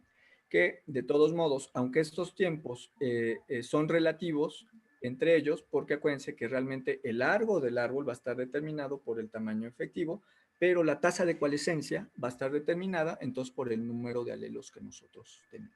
¿Okay? Muy bien.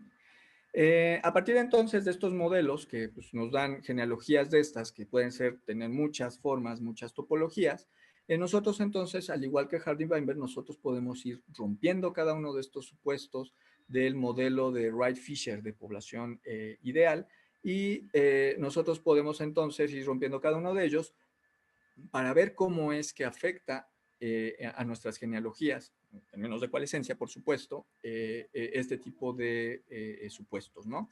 Entonces, por ejemplo, el que siempre, bueno, el que se utiliza por excelencia y es el que realmente creo que nos interesa en un 80% cuando hacemos este tipo de análisis, pues es la fluctuación en el tamaño poblacional, ¿no?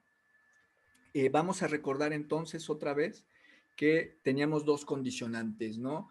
Si tenemos un tamaño efectivo muy grande, los tiempos de coalescencia van a ser muy profundos. Si tenemos muchos alelos, entonces lo que vamos a tener son tasas de coalescencia altas. ¿Qué pasa si hay entonces un cuello de botella?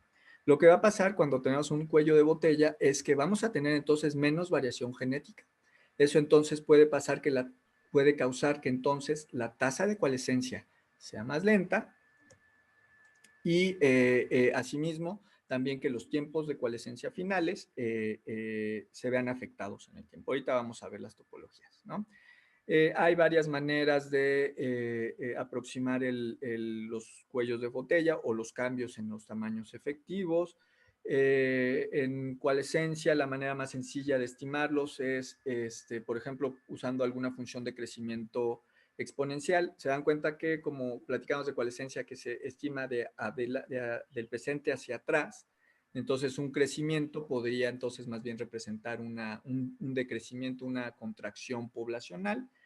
También entonces, por eso tengan mucho cuidado cuando hagan sus modelos coalescentes, sobre todo si los van a hacer con programas como Fasinqual, hay que tener cuidado porque una función que nosotros usemos de crecimiento exponencial, tenemos que considerar que, bueno, va hacia atrás en el tiempo, entonces puede representar más bien un decrecimiento de la población.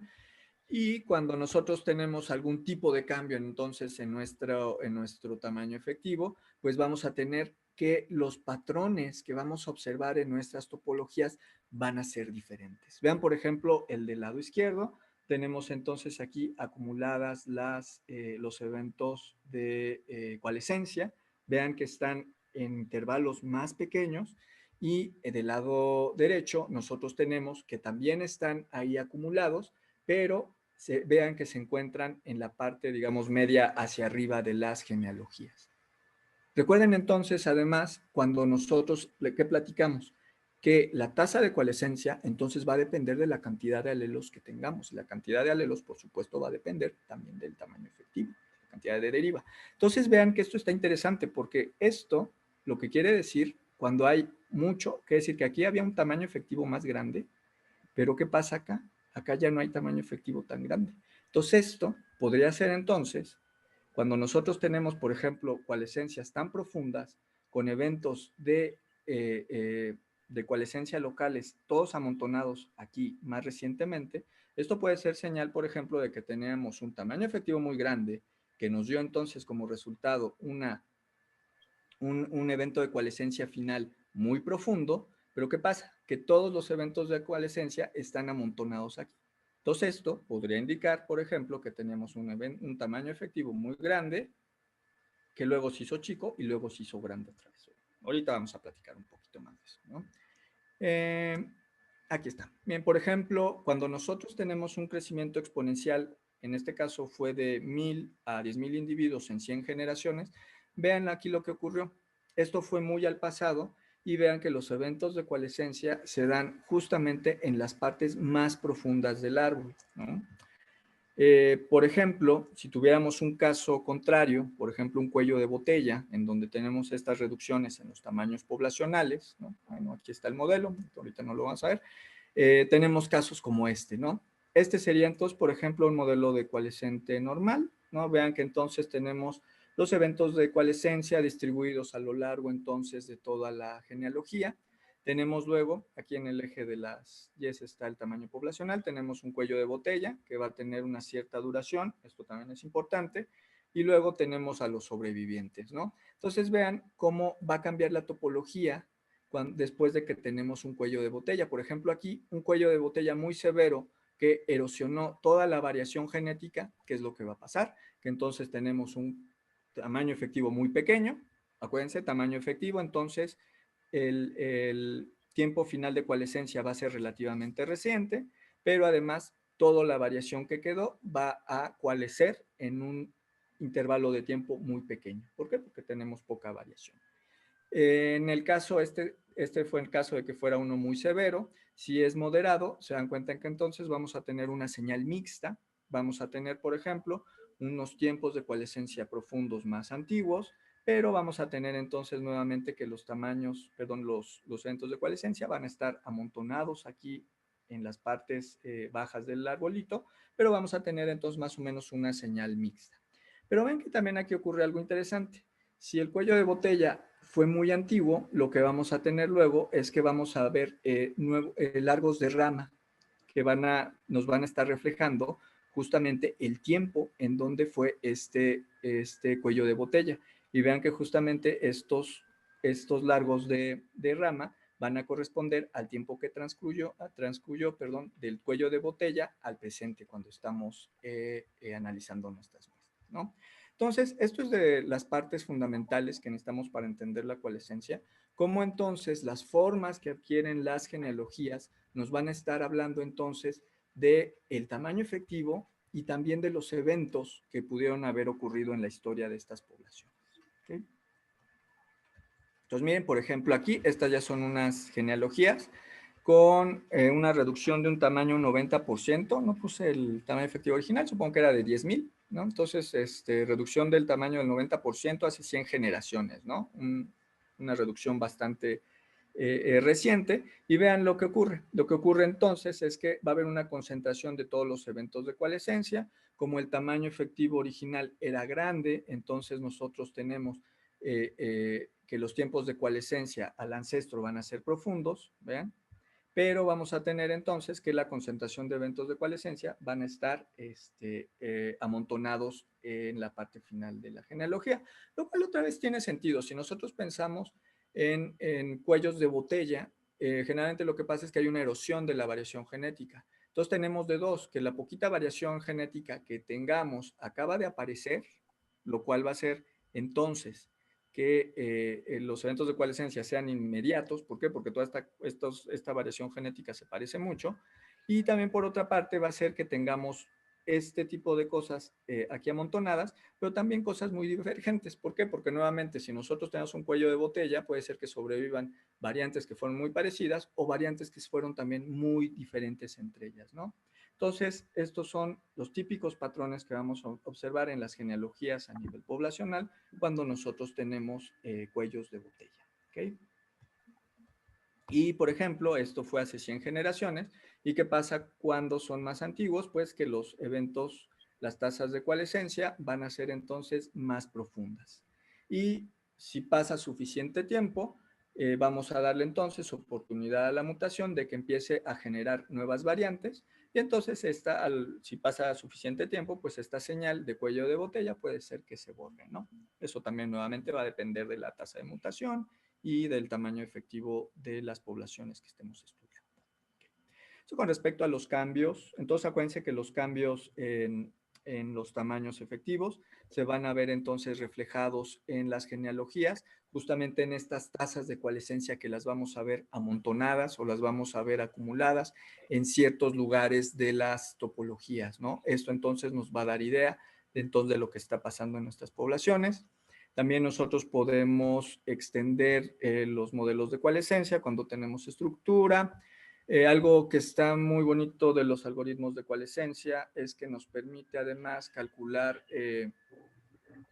tasas de flujo genético diferenciales, es decir, no tiene que ser una tasa de flujo genético igual entre dos poblaciones, sino pueden ser diferentes de una para otra, de la otra para una, ¿no? Entonces pueden cambiar, se pueden incorporar distintos modelos, que ahorita no vamos a ver, pueden unos modelos complicadísimos de flujo genético que tenían que ver con modelos brownianos de movimiento de alelos, que no vamos a ver ahorita, pero un modelo coalescente, entonces, cuando nosotros tenemos, por ejemplo, estructura y migración, pues nos va a dar típicamente este tipo de topologías, ¿no? Donde cada una de estas, pues va a corresponder a una población. Y vean entonces que, por ejemplo, aquí, estas dos poblaciones se encuentran bastante aisladas, tienen entonces mucha estructura y entonces lo que estos largos de rama, lo que nos puede estar entonces representando, pues es el tiempo de divergencia, ¿no? Nuevamente, si estos tiempos son muy largos, que es que divergieron hace mucho tiempo, pero si estas dos poblaciones tuvieran flujo genético, ¿qué es lo que va a ocurrir? Que estos largos de rama se van a hacer más pequeños, ¿ok? Entonces, bueno, generalmente esto también es bastante intuitivo. Cuando nosotros tenemos entonces algún tipo de estructura, nosotros vamos a tener entonces este tipo de topologías, ¿no? Que nos van a entonces estar dando justamente los grupos que nos está dando la estructura, ¿ok?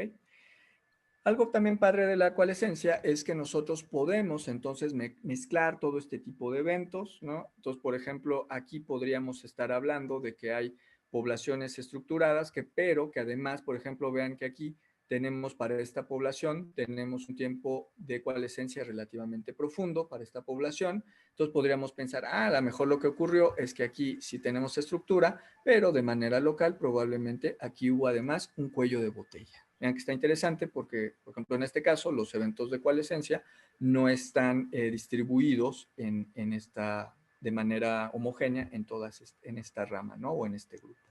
Entonces, algo padre también de la coalescencia es que nos permite entonces combinar distintos modelos que nos pueden dar entonces análisis bastante complejos, ¿no? Entonces, los modelos pueden incluir un montón de parámetros, podemos entonces incluir tasas de migración diferenciales, nosotros podemos incluir también distintos tamaños efectivos poblacionales, pero también que haya distintos cambios, entonces que hubo un cuello de botella, pero mantenía un cierto flujo genético, etcétera, etcétera, ¿no? Esa es una ventaja de la coalescencia, que también es muy flexible en ese sentido. También se pueden expandir para modelos con selección. En general, dependiendo nuevamente también va a depender del tipo de selección. Por ejemplo, si es balanceadora, entonces va a promover la variación genética, entonces vamos a tener algo parecido a los modelos de estructura, ¿no? En donde tenemos selección que nos está entonces manteniendo esta diversidad, nos está manteniendo estos dos grupos como entidades distintas. En general, también la coalescencia puede servir para estudiar sobre todo, por ejemplo, cosas de inconsistencias filogenéticas causadas en genes que están bajo presiones selectivas muy altas, ¿no? Eh, este, tal como complejos de histocompatibilidad o en este caso para evitar la autopolinización, ¿no? Que suelen tener un montón de variación genética. Entonces los algoritmos de coalescencia también permiten hacer modelados para este tipo de sistemas. También podemos considerar selección cuando hay selección direccional.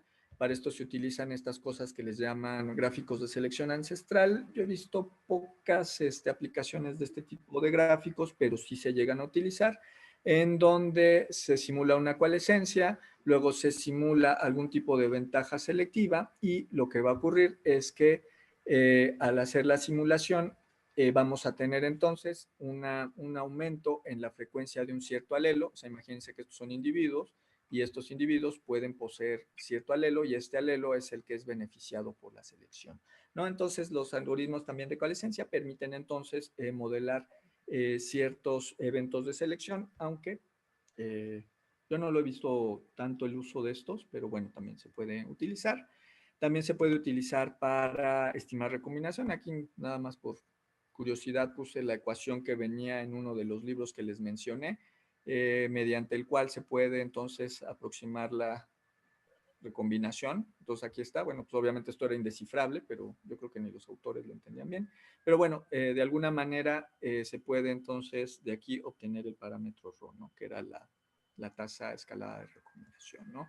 Para recombinación también se pueden utilizar coalescencia, aunque esto implica procesos de coalescencia, pero entonces de recombinación, y esto da topologías muy complicadas. Vean que aquí es una topología de 2 y todos los eventos que se tuvieron que simular para únicamente generar 2 loci. Esto tómenlo en cuenta también cuando hagan sus algoritmos y sus simulaciones de coalescencias, porque a veces es muy tentador decir, ok, voy a simular mis marcadores y cada uno de ellos va a tener una tasa de recombinación distinta y aparte la tasa de recombinación la vamos a variar, vamos a poner una distribución y que agarre distintas tasas de mutación a partir, bla, bla, bla, ¿no?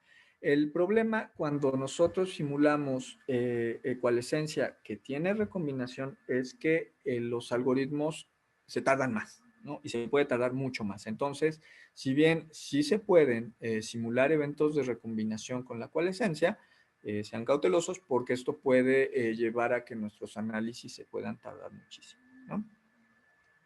Entonces, bueno, pero esta fue una pequeña introducción a la coalescencia. Entonces, bueno, de los métodos que se basan, pues está padre, ¿no? Es bastante robusta, es muy flexible. Bueno, aquí puse relativamente, pero realmente es muy flexible, se pueden hacer cosas muy padres. El contra, bueno, es que la teoría puede llegar a ser complicada, sobre todo si nos queremos meter ya en los fundamentos matemáticos de cómo funciona. Algunos análisis requieren de juegos ya generados, juegos de datos ya generados. Ahí también puede haber ciertos problemas, como en algunas versiones de Skyline Plots, donde se usaban juegos de datos ya generados. Y en general, uno de los problemas es que los programas pueden ser muy exigentes computacionalmente, pueden tardar mucho tiempo en correr. Entonces, bueno, todo este tipo de cosas hay que tomarlas en cuenta cuando nosotros estemos utilizando algoritmos de coalescencia, ¿no? Cualquiera que haya corrido, por ejemplo, Migrate, que justamente utiliza algoritmos de coalescencia, pues pueden ver que puede llegar a ser muy, muy, muy tardado.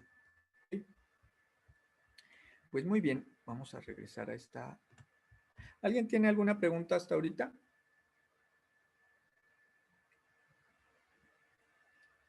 ¿No? Bueno, pues vamos a seguir.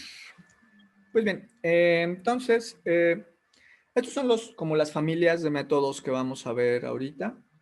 Vamos a ver entonces para la estimación del tamaño efectivo, vamos a ver métodos temporales, vamos a ver método de desequilibrio de ligamiento y vamos a ver un método coalescente de muchos que hay, ¿no? Hay que tomar, esta es la advertencia que siempre hago, ¿no? Tenemos que tomar en cuenta que estos métodos son muy sensibles a la información que están dándonos nuestros datos, ¿ok? Muchas veces, bueno, yo he visto que se hacen, por ejemplo, análisis de tamaño efectivo con una muestra relativamente pequeña. Algo que va a ocurrir es que sí nos va a estimar el tamaño efectivo, pero el tamaño efectivo de la muestra, ¿no? Entonces, pues sí, o si nada más muestramos una población de nuestra especie, pues vamos a obtener un tamaño efectivo, pero de una población, de la población local, no de toda la especie, ¿no? Por ejemplo. También tiene que ver, muchos algoritmos de coalescencia ni siquiera permiten que haya missing data en nuestros datos, por ejemplo. Algunos son muy exigentes con lo que al ligamiento se refiere, ¿no? Por ejemplo. También tienen supuestos, ¿no? Que deben de corresponder a los datos. Por favor, tengan mucho cuidado. Algunos no permiten, por ejemplo, estructura genética, porque la estructura genética puede hacer los eventos de coalescencia más profundos, ¿no? Sobre todo los de coalescencia pueden sesgarse. Entonces, también tener cuidado de que cuando hagamos, por ejemplo, una estimación de tamaño efectivo de alguna población, estar seguros de que eso que estamos analizando es como una población. Acuérdense de todo lo que platicamos con estructura genética. Es fundamental ver cómo vamos a organizar nuestros datos para poder analizarlos, ¿no? También los supuestos de neutralidad importantísimos, otra vez. Imagínense que estamos tratando de estimar eventos demográficos, pero tenemos marcadores que están bajo selección. Pues nos puede dar una señal falsa de un colapso poblacional cuando lo que tenemos es que tenemos marcadores que están bajo selección direccional, por ejemplo, ¿no? Todo esto tomarlo en cuenta entonces. Te los voy a repetir un montón de veces, pero bueno, te los platico, ¿no? Y para esta clase, ya para lo que resta, muy justo a tiempo, vamos a ver entonces estos métodos. Vamos a usar dos programas, este que se llama NEstimator. Este programa originalmente estaba pensado para microsatélites, pero luego ya sacaron una nueva versión con extensiones que nos permite utilizar métodos para exceso de eficiencia de heterózigos. También nos permite utilizar métodos temporales. Ahorita no vamos a ver realmente los métodos temporales, pero también los puede utilizar. Y también su fuerte, que bueno, que yo digo que es su fuerte, son los métodos basados en desequilibrio de ligamiento. ¿Ok? Y el siguiente método que vamos a usar es el método basado en cadenas secuenciales de Markov. Sabe que este método es bastante criticado y como que no nos convence también del todo. Se utilizaba ya mucho, por eso es que decidí ponerlo ahorita. Y son métodos que son realmente eficientes, aunque también tienen ciertos requerimientos en la cantidad de información y deben de correrse con mucho cuidado. Los dos, ¿no? Los dos. Entonces, lo que vamos a hacer ahorita es justamente correr estos dos métodos, ¿ok? Vamos a tener una pequeña practiquita, ahorita que yo la voy a hacer entonces ahorita, les voy a pasar entonces las líneas de comando y pues ustedes háganla, no lo tienen que hacer de tarea,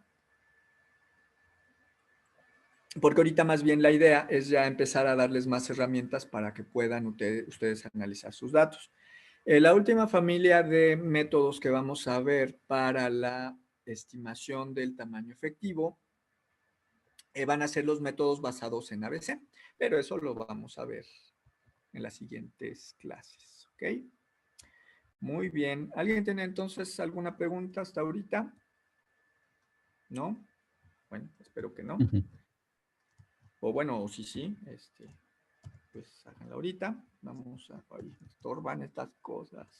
Ok, ahí está. Voy a ponerme en la, ay, qué lata.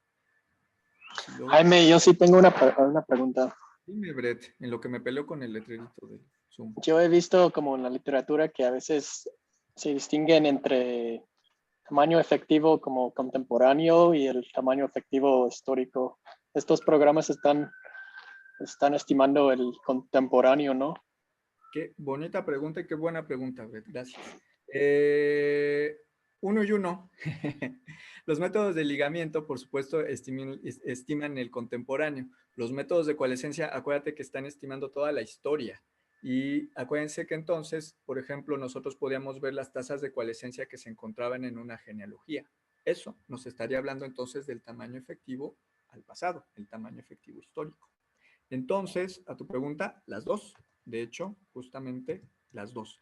Dependiendo, por supuesto, otra vez del método, va a depender entonces de nuestra pregunta, de nuestro objetivo y de las características de nuestros datos. Muy Gracias. bien. Ok. A ver, vamos a meterme aquí. Ahí está.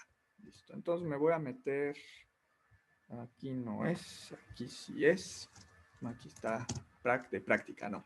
Bien, entonces lo que ahorita les voy a mandar es estas líneas de comando. ¿No? Ponerle un lenguaje para que me las marque. ¿Qué lenguaje le pondremos? Vamos a ponerle lenguaje R para que me ponga colorcitos. Les voy a mandar entonces esta línea de comandos. Vamos a ponerle bash porque realmente es... Bueno, es R y bash. Bueno, ya le puse, no importa. Les voy a mandar esta línea de comando para que ustedes puedan hacer la práctica. El set de datos que vamos a utilizar es el mismo que utilizamos para selección. Es el que les había pasado. ¿Se acuerdan de este set de datos que ya lo habíamos visto? Que vienen las poblaciones A, B, C, D y E, me parece. Son 1000 y tantos marcadores. Este es el BCF, ¿no? Ya lo conocen, ya se lo saben de memoria, espero.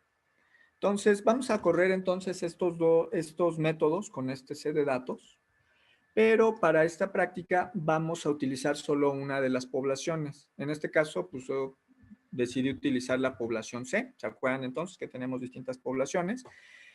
También varias de las preguntas que me han mandado, de las dudas que han tenido, es mucho trata del manejo de los datos, mucho trata de cómo lo organizo, cómo extraigo los datos, cómo los pongo, cómo los hago, ¿no? Entonces, adicionalmente en esta práctica, les puse una pequeña sugerencia de cómo nosotros podemos extraer los datos a partir de nuestro archivo BCF. Hay muchas maneras, se pueden hacer con programas. En este caso, les voy a presentar una manera de hacerlo con R. ¿Por qué con R? Pues porque finalmente con R hacemos muchos de los análisis y además R nos permite exportar nuestros datos en muchos formatos, ¿no? Entonces, ahorita lo que vamos a hacer es generar los datos para correr NEstimator y vamos a hacer la extracción de la población C a partir del BCF. Acuérdense que Anastasia y yo les hemos insistido siempre que lo mejor es tener el BCF como archivo inicial.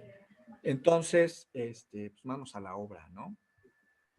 Entonces, bueno, aquí está, este es el que les voy a mandar ahorita. Disclaimer, estos análisis son muy sensibles a la cantidad de información, tanto en loci como individuos. Se interpreta con mucho cuidado y revisa la teoría. Vienen advertencias en todos lados. Vamos a utilizar el archivo que usamos en la práctica de selección. Y ahora va a ser para NEstimator, ¿no? Acuérdense que NEstimator nos permite método de desequilibrio de ligamiento por exceso de heterócigos y también temporal. En este caso no tenemos muestreo temporal, pero bueno, se puede utilizar también, por si alguien de ustedes tiene. ¿Sale? Entonces, vamos a abrir R. Y lo que vamos a hacer ahorita es, pues, cargar entonces nuestros datos, ¿no? Vamos a cargar estos paquetes en caso de que no los tengan. Seguramente ya los deben de tener, pero bueno, si no los tienen, dálenlo. Este ya también lo conoces. Este es un viejo amigo, ¿no? BCFR. Y lo que vamos a hacer, esto ya también lo saben, ¿no? Vamos a cargar entonces nuestro archivo BCF, ¿no? Ahí está el archivo BCF como objeto BCFR dentro de R. Son 45 muestras, 10 cromosomas, 1571 variantes. Eso ya lo sabían.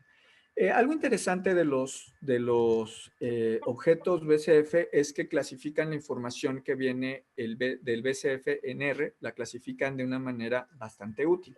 Nosotros podemos accesar esta información utilizando la arroba. Se utiliza la arroba porque en este tipo de objetos, cuando nosotros tenemos distintos tipos de información, se utiliza la arroba porque el objeto está clasificado en lo que conocemos como slots, o como, ¿qué será? Como cajones de información, ¿no? En donde en cada uno de estos slots se puede almacenar información muy distinta. De hecho, los objetos de ADGenet, los objetos GENIN, tienen aparte slots. Acuérdense que, ¿se acuerdan de los objetos GENIN que viene almacenada la información de los individuos, el nombre de los marcadores, la información de las poblaciones? Todo eso, a pesar de que en GENIN sí podemos accesarlos con el signo de pesos, realmente son slots, entonces realmente deberíamos de accesarlos con el arroba. Y este es el caso de los objetos de BCFR. Entonces, si le damos aquí igual tabulador, este tiene 3 slots en donde viene un archivo, un slot, perdón, que se llama meta, que lo que tiene es la información básica del BCF, en la información de qué método se utilizó, cuál fue el genoma de referencia, etcétera, ¿no? ¿Se acuerdan este set de datos? Viene también vamos a hacer grande esto para que veamos mejor. Viene también este que se llama fix. En este que viene fix, vean que es la información de cada uno de los marcadores. Viene, por ejemplo, el cromosoma, ahorita lo extraemos para que lo vean mejor, el cromosoma, la posición, etcétera, ¿no? Entonces, en este slot viene la información de cada uno de los marcadores en cada uno de los loci, y en la última que es GT, pues vienen lo que son el código de los genotipos. ¿Okay? Viene ahí separadita la información. Entonces, por ejemplo, si nosotros quisiéramos extraer la información de los loci, de los marcadores, pues podemos usar este comando bastante sencillo, que lo que hacemos es, perdón, me equivoqué botón, vamos a extraer, ¿no? Básicamente utilizamos entonces aquí el slot fix y vamos a generar un data frame con esto, ¿no? Para que sea más cómodo. Entonces aquí ya tenemos la información, pero pues como ya es un data frame, pues vamos a manejarlo como tal, ¿no? Entonces vamos a inspeccionar los primeros 10 renglones y miren, aquí están los primeros 10. Entonces esta es la información que extraímos a partir del BCF. El cromosoma, la posición del marcador en este cromosoma y el ID, ¿no? Que es la etiqueta que le puso, en este caso fueron generados con IPARRAD. Y viene el valor del alelo en referencia, el valor alternativo, viene aquí un valor estandarizado de calidad y viene, bueno, si pasó o no pasó, ¿no? Entonces, miren, esto está bastante útil porque ya extrajimos entonces toda la información de todos los marcadores. Esto, por ejemplo, es útil cuando hacemos nuestras pruebas de selección, que nos sale, el marcador 1273 está, es el bajo selección. Bueno, pues nos vamos directamente a nuestra lista, el 1273, que ya lo pasé, bueno, aquí está, ¿no? Y ya sabemos que entonces se encuentra en el cromosoma 8, en la posición tal, y esto también sirve luego para hacer los gráficos, para poner más fácil las etiquetas, ¿no? Bueno, ahí está la información tal cual del BCF. Por ahora vamos a querer únicamente la información del cromosoma y de la etiqueta. Esto se lo vamos a dar de comer a NEstimator, porque vamos a utilizar la información de los cromosomas para considerar que estos marcadores no tienen ligamiento, porque vamos a utilizar entonces un método de ligamiento. Y pues vamos a ser marcadores que sabemos que están en cromosomas distintos, que no deberían de estar ligados, ¿ok? Bien, entonces este comando lo que hace es escribir entonces los datos, miren así tal cual. Aquí tenemos entonces la información de todos los marcadores con su cromosoma y su etiqueta, ¿no? Que por lo pronto es la única información. Entonces vean que también esta es la utilidad de manejarlo en R, que nos permite manejar todos los datos, extraerlos, escribirlos, exportarlos, importarlos, ¿no? Es una maravilla, ¿no? Luego vamos a sacar los individuos, bueno, los nombres de los individuos, ahí le puse. Entonces esto pues se hace igual, ¿no? Del slot GT, que son los genotipos. Aquí vamos a ponerle voy a generar un data frame con toda la información. Y aquí lo que nos interesa también es separar a los... yo les había dicho que lo que nos... ¿qué puse aquí? Perdón. Listo. Nos interesaba separar los individuos por población. Entonces, si ustedes se acuerdan de su práctica, los individuos tienen estas etiquetas, ¿no? Que es la población o la localidad, luego la clave, esta es como la población, luego esta es como la clave de la localidad y esta es la clave numérica del individuo, ¿no? Entonces, lo que está padre es que aquí, por ejemplo, viene metida la información de la población, que en este caso es el primero, ¿no? Que es la C.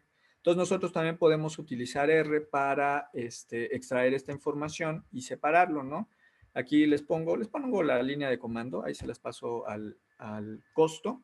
Pues se las paso nada más por si ustedes lo quieren alguna vez usar.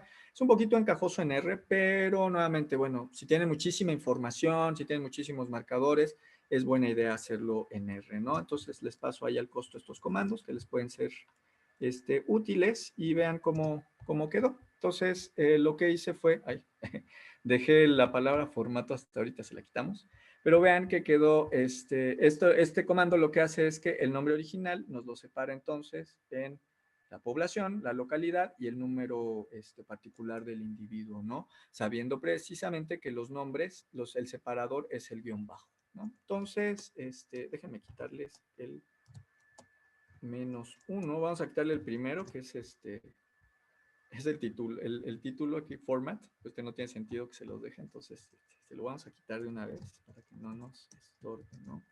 Int data, ¿no? Listo. Entonces, como les decía, esta parte únicamente es como un auxiliar por si ustedes quieren hacer esto. Vean que se puede hacer con R y yo les recomiendo que traten de hacerlo con R, ¿no? Les va a ser de mucha utilidad, ¿no? El siguiente comando lo que hace es justamente extraer únicamente a los individuos que tienen a la población C, ¿no? Los que sepan de R, bueno, les va a sonar, los que no, Pues bueno, aquí lo que estamos haciendo es excluyendo únicamente lo que tenga la C, que es la población C. Entonces, si le damos aquí Enter, pues son únicamente los individuos que pertenecen a la población C, ¿no? Y luego esto lo metemos dentro del comando write_table para que nos escriba entonces la tabla con los individuos de la población C. Listo, ya lo separamos, ¿no? Ahí están entonces los comandos. Vean que si ustedes se familiarizan entonces con este lenguaje, yo este tipo de cosas las prefiero hacer con Bash, pero se pueden hacer con R y recomiendo, de hecho recomiendo más que hacerlas con Bash, recomiendo hacerlas con R, porque podemos tener muy ordenados nuestros datos, ¿no? Listo. Bueno, esta parte era justamente para eso, ¿no? Para darles una opción a los que tengan dudas de cómo manejar los datos, cómo poder extraer esta información. Esta es una opción, me parece que no es tan complicada. Traté de hacer el script, las líneas de comando, perdón, lo más sencillas posibles. Muy bien, entonces esto que acabamos de hacer fue únicamente para extraer los datos a partir de del archivo BCF. Lo siguiente que vamos a hacer es utilizar BCF Tools para sacar la población C. Vean, aquí está el comando. BCF Tools, ya saben que Anastasia y yo somos fans de BCF Tools. Siempre les recomendamos, yo les recomiendo que lo utilicen. Es muy fácil de usar. Y acuérdense que está BCF Tools. Aquí está que le estamos dando de comer nuestro archivo. Y nosotros podemos usar esta opción que es Skip, que va a leer entonces la lista de individuos que nosotros queríamos que eran de la población C. Le decimos recode, que nos ponga con otro nombre y listo. Vean, qué bonito. Ahí está.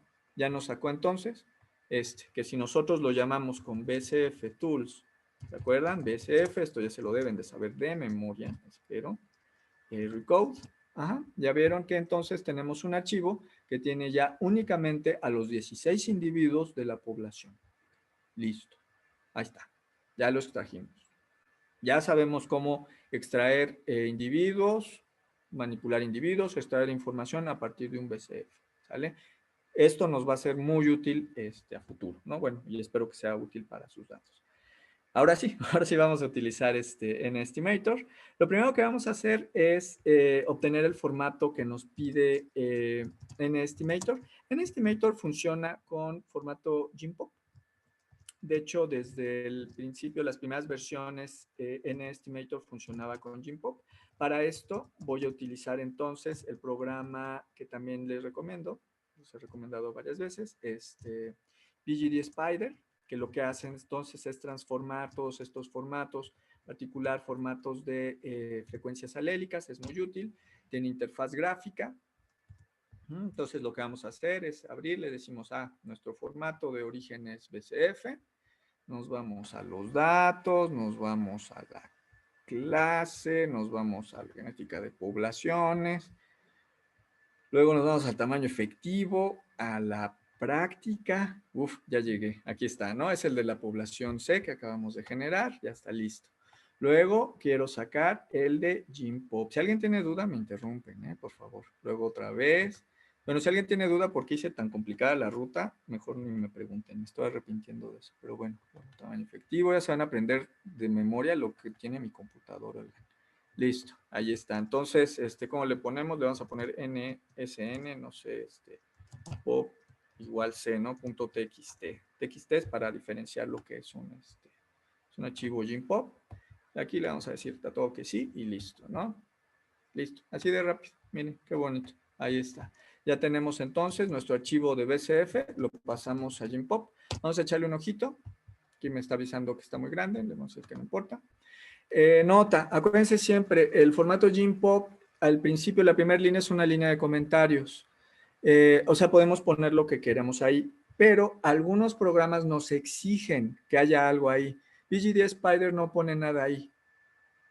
Entonces nosotros siempre, por buenas prácticas, es buena idea ponerle aquí algo. Entonces ponemos, hola, esto es un comentario. O podemos poner población C del archivo, lo que ustedes quieran, ¿no? Pero es importante que esta línea no se quede vacía. Es importante que aquí sí pongan algo ustedes, ¿no? Entonces, este es un archivo GIMPOP típico. Aquí está el nombre de los marcadores, miren. Aquí están todos los marcadores. nos bajamos hasta acá y aquí es donde ya empieza entonces toda la información de los alelos, ¿no? Acuérdense, este formato ya lo hemos visto, ya lo hemos platicado, aquí está. Entonces tenemos aquí están los marcadores, luego viene el delimitador de población y aquí están los individuos. Acuérdense que entonces hicimos la extracción únicamente de los individuos que pertenecen a la población C. Listo. Miren, qué bonito. Poquetón, ¿no? Y luego, pues ya que viene nuestra lista de comandos, acá está. Luego utiliza NStimator usando la interfaz gráfica. Pues realmente no tiene realmente ninguna ciencia. NStimator tiene una interfaz gráfica muy amigable. Dentro del paquete que ahorita les voy a mandar viene el artículo. El programa tiene su manual, pero es muy fácil de usar, es muy intuitivo, ¿no? Es un programa que funciona también en Java. También por eso también me interesó ver este programa, porque funciona, bueno, debería de funcionar sin problemas en Mac, Windows, bueno, en este caso en Linux. Y aquí está. Miren que tiene una interfaz gráfica bastante clara, vienen entonces todas las opciones. Entonces lo primero que hay que hacer es establecer el directorio de trabajo. Entonces otra vez data, ¿qué es? Clases. ¿No? ¿Dónde está clase? Gen 2, ajá. Luego acá, luego listo, ahí está, el directorio de trabajo, ¿no? Y aquí nos pregunta, ¿es Genpop? Sí, es Genpop. Entonces aquí lo tenemos, mira, ahí está. Y acá nos lee el comentario, entonces miren, hola, esto es un comentario, población C. Ya sabemos que es el archivo que buscamos, ¿no? Lo siguiente que vamos a hacer es escoger el método que está aquí, de este lado, ¿sale? ¿Qué métodos queremos? Voy a quitar todos. ¿Qué métodos tenemos disponibles? Método de desequilibrio de ligamento. Queremos desequilibrio de ligamento. Vamos a ponerlo. ¿Sabemos si nuestra especie tiene apareamientos al azar o es monógama? Eso es importante. Lean el manual para ver cuáles son las implicaciones. Pero más allá de eso, tómenlo en cuenta para su sistema. Si saben que sus plantas son, sí tienen, son monógamas o sus bichos o ratones o los que sean tienen grupos familiares donde se aparean entre ellos, bueno, tomen todos en cuenta, ¿sale? Vamos a pedirle también que nos haga la prueba de exceso por heterócigo. Bueno, también la de coincidencia, no, la de coincidencia molecular, no, para que corra rápido. Generalmente la de exceso por heterocigos no funciona tanto para los SNPs. Acuérdense que los SNPs muchas veces por la técnica, siempre esperamos que haya deficiencias de heterócigos. Es muy sensibles los SNPs también para los muestreos, los efectos Balloon. Ya lo platicamos, ¿se acuerdan? Con todo lo que vimos en FIS. Entonces, tómenlo en cuenta que no necesariamente va a funcionar tan bien. Era la familia de análisis que hacían programas como Bottleneck. Bottleneck no lo recomiendo, en su momento no lo recomendábamos para nada, pero ahorita no lo recomiendo en particular para el uso con SNPs, ¿no? Mejor utilicen NStimator, que hicieron una extensión para usar SNPs, ¿sale? El otro método que viene es justamente esto, el método temporal, y aquí vienen las instrucciones de cuáles pueden ser usados y cómo meter los datos. En este caso no lo vamos a usar porque no tenemos métodos temporales. Si alguno de ustedes tiene muestreas, por ejemplo, de hace 10 años o de distintas generaciones, pueden utilizar un método temporal para estimar su tamaño efectivo, lo cual está padrísimo de este programa. Ahorita no lo vamos a usar. Porque alguna vez un alumno que tuve lo utilizó y estuve a punto de, pues ¿cómo sería? No. Iba a decir excomulgarlo, pero no, de retirarle el título de biólogo. Bueno, ¿De biólogo? No. ¿Vale? ¿Qué hizo? No, pues utilizó el método temporal, pero pues no teníamos muestros temporales. No había muestras temporales, ups. No, se lo inventó por ahí, pero bueno. No, es que, no, realmente lo que hizo fue darle clic a todo, ¿no? Ah, ok. Y entonces, como el resultado le salió muy diferente, lo tomó en cuenta. Pero no, lo que pasa es que cuando es temporal, las poblaciones las defines en función del muestreo. Entonces, no son poblaciones, son muestreos en distintos tiempos. Entonces, lo puse como chanque. Pero bueno, no importa. Ustedes no hagan eso, ¿sale? Y luego, aquí las opciones. Vamos a irnos a esta que está aquí abajo y vamos a utilizar esto. Vamos a utilizar entonces la información que nosotros tenemos de los cromosomas. ¿ok? Y para eso vamos a utilizar, ¿se acuerdan? Este archivo que nosotros sacamos que se llama lossy data, que lo generamos al principio. Esto nos va a ayudar para decirle al programa, cuando esté estimando su desequilibrio de ligamiento, decirle, ¿sabes qué? Que estos marcadores se encuentran en distintos cromosomas. Por lo tanto, no están ligados. No deben de estar ligados. Entonces, tú aplica tu algoritmo, pero considera que estos no deben de estar ligados. Entonces, ¿qué es lo que pasa? Que si el programa detecta que hay ligamiento entre estos marcadores que se encuentran en distintos cromosomas, pues quiere decir que hay un efecto en el tamaño efectivo, ¿no? Listo. Entonces, vean que es un programa muy sencillo de usar. Le damos ya en Run y también corre muy rápido. Y justamente el hecho de nosotros utilizar la información de los cromosomas tiene dos ventajas en este caso. La primera, que usamos la información de los cromosomas, ¿no? Le podemos decir al programa a priori que no está ligado. Pero en segunda, corre mucho más rápido, porque en lugar de hacer todas las comparaciones entre todos los marcadores, únicamente hace las comparaciones entre los marcadores de los cromosomas. Nosotros también podemos utilizar este programa sin necesidad de los cromosomas, pero tenemos que tener cuidado cuando nosotros filtremos por ligamiento, etcétera, ¿no? Pero bueno, listo. Ahí está, miren, corre bien Jaime, rápido. Dime, Carmina.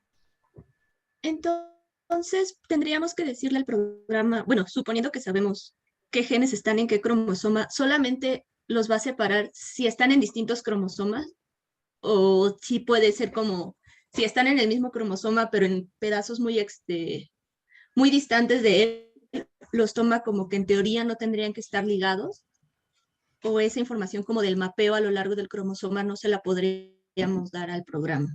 Del mapa como tal, no, pero sí le puedes decir que haga los análisis también dentro de los cromosomas. O sea, si tú tienes también la oportunidad, sabes, y tienes información del mapeo, también le puedes dar esta información. O sea, de hecho, a ver, aquí es, mira, por ejemplo, aquí está la opción. Tú le puedes decir, bueno, pero también quiero que me lo hagas dentro del cromosoma. ¿Ok? Entonces, o incluso pues, me parece que puedes hacerlo, bueno, ya si le quitas esta opción, pues lo hace dentro y entre los cromosomas, lo hace entre todos. Pero sí, tiene la otra opción también si quieres tú hacerlo. Es decir, si tú también controlaste muy bien el desequilibrio del ligamiento y sabes a qué distancia puedes tener marcadores no ligados dentro de un cromosoma y quieres que utilice información, sí, sí se puede. Y le pones Ok. aquí. Entonces, ahí está. Va, gracias. No, de nada. Y además se puede utilizar sin esta información, ¿eh? Pero bueno, si la tenemos, pues la utilizamos, porque aparte esta información, pues sí está padre, la tenemos, ¿no? Ya sé que el algoritmo sea más. Ya. Vamos a ver qué salió, ¿no? Está padre. A mí ya me emociona ver, acá está, ¿no? Entonces el resultado va a ser el que tiene este tamaño efectivo. Entonces primero va a salir los cromosomas y el número de marcadores que hay en cada una. Vean que, bueno, acuérdense que este es un set de datos TOIS ZD, o sea, es un set de datos reducido, es más pequeño, son solo marcadores, es un submuestreo, pero bueno, viene aquí la información, ¿no? ¿Cuántos marcadores hay por cromosoma? Viene, hay muchos, vean que hay muchos marcadores que son monomórficos y no los toma en cuenta. Esto es causado porque acuérdense que el set de datos original eran varias poblaciones y aquí lo que está pasando es que en esta población en particular muchos de estos marcadores son monomórficos, eran polimórficos pero para las otras poblaciones, ¿no? En este caso son monomórficos, pero bueno, entonces nos avisa, miren que hay un montón. Esto también, tómenlo en cuenta cuando hagan sus análisis, vean, caray, pues yo estoy metiéndole 5,000 marcadores y resulta que realmente está utilizando 3,000. En este caso yo le metí 1,500 y realmente nada más está usando 500. ¿Ok? Sale. Y miren, aquí está, ya están los resultados. Aquí está el método de desequilibrio de ligamiento. Nosotros por default le podemos decir los niveles que considere la frecuencia alélica mínima. Acuérdense que esto de las frecuencias alélicas mínimas puede ser muy importante al momento de hacer nuestros estimados también de pues, absolutamente de todo. Entonces aquí tiene distintos thresholds. Y vean, aquí está el tamaño efectivo. Miren, salieron bien chiquitos. Que de hecho esto lo esperaba, porque estos datos son submuestreos y aparte son submuestreos de una población, ¿no? O sea, son datos muy reducidos, Pero miren, salen aquí está el tamaño efectivo, entonces es súper chiquito, lo cual tiene bastante sentido por cómo generé los datos. Y vienen entonces los intervalos de confianza, ¿no? Por ejemplo, yo les recomiendo siempre que en términos de intervalos de confianza, en este caso, pues utilicen, por ejemplo, el Jackknife, que es más conservador. Entonces, por ejemplo, el tamaño efectivo de esta población pues, sería de 6, bueno, considerando este threshold, que yo me quedaría pues, con alguno de estos. 6, con los intervalos de confianza 2.5 y 16.4. O sea, tamaños muy chiquitos. Quiere decir que miren, encontró ligamiento incluso entre los cromosomas.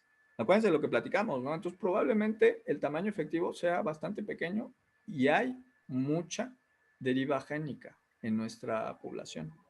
Está interesante, ¿no? Está muy interesante también que haya la asociación sea tan alta para marcadores que supuestamente son independientes, ¿no? Y esto que, bueno, esto yo ya lo había visto, pero ya también lo saco para que vean que sí pasa, que los métodos de exceso o deficiencia de tirócigos, en este caso el de exceso, pues no suelen funcionar tan bien para este tipo de datos, y en este caso, pues vean, pues salió cualquier cosa, ¿no? Realmente, no, esto no quiere decir absolutamente nada. Cuando en una prueba les salga un resultado infinito o una prueba estadística salga un cero absoluto o un resultado infinito, pues sospechen, ¿no? Entonces, listo. Pues vean que aquí está. Este es uno de los métodos. Es un método también bastante útil, pero acuérdense de lo que dijo Brett, que lo preguntó. Bueno, pero este es el tamaño efectivo contemporáneo. No estamos considerando toda la historia detrás.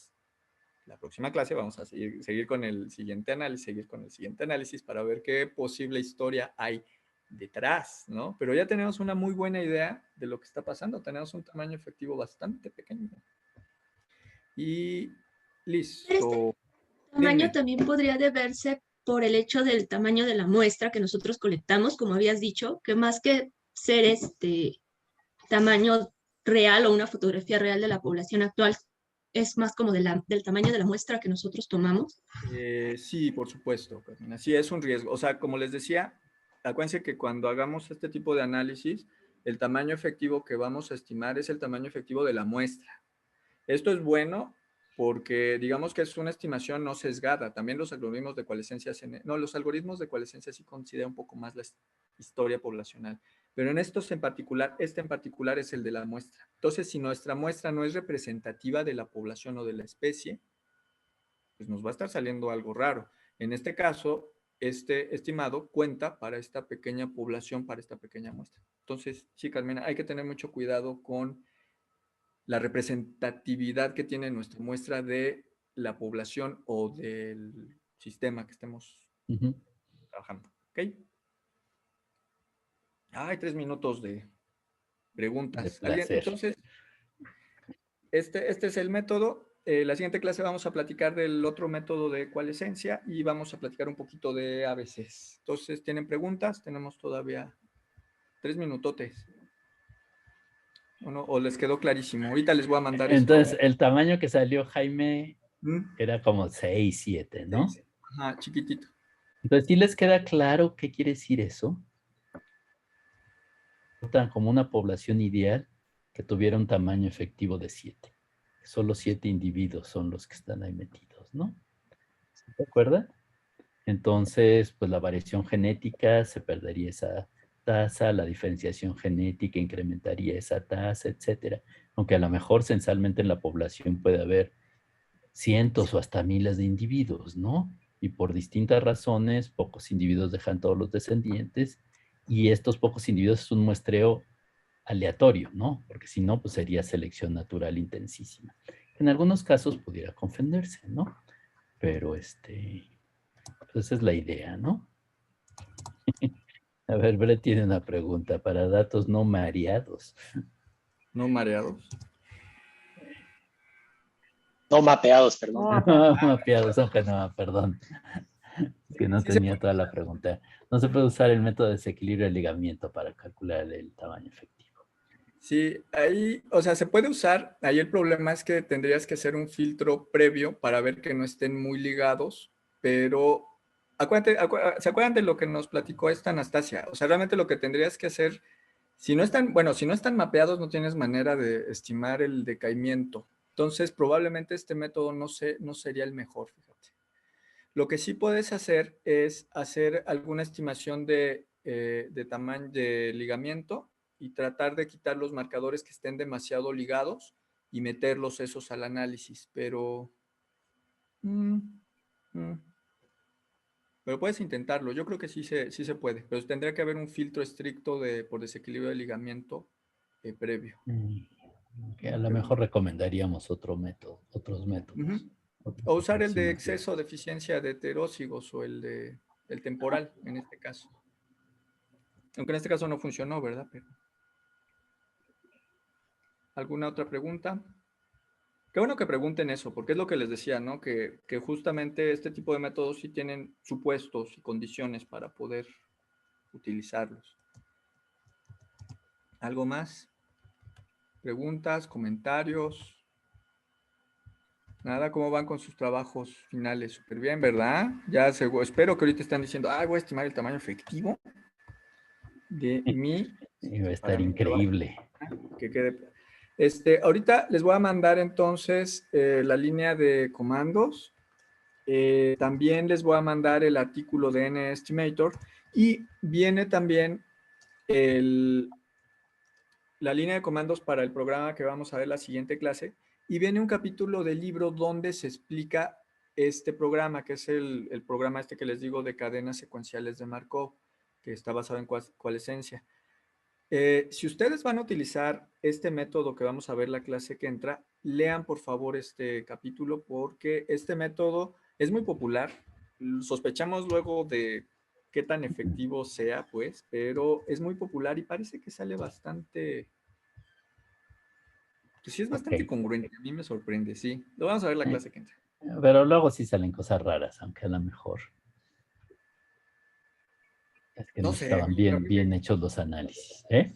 A mí me cayó gordo. Yo lo he usado y me cayó gordo que sí sale bien y sale muy consistente. Entonces, me cayó mal por eso. Las primeras veces que lo hacíamos salían cosas raras.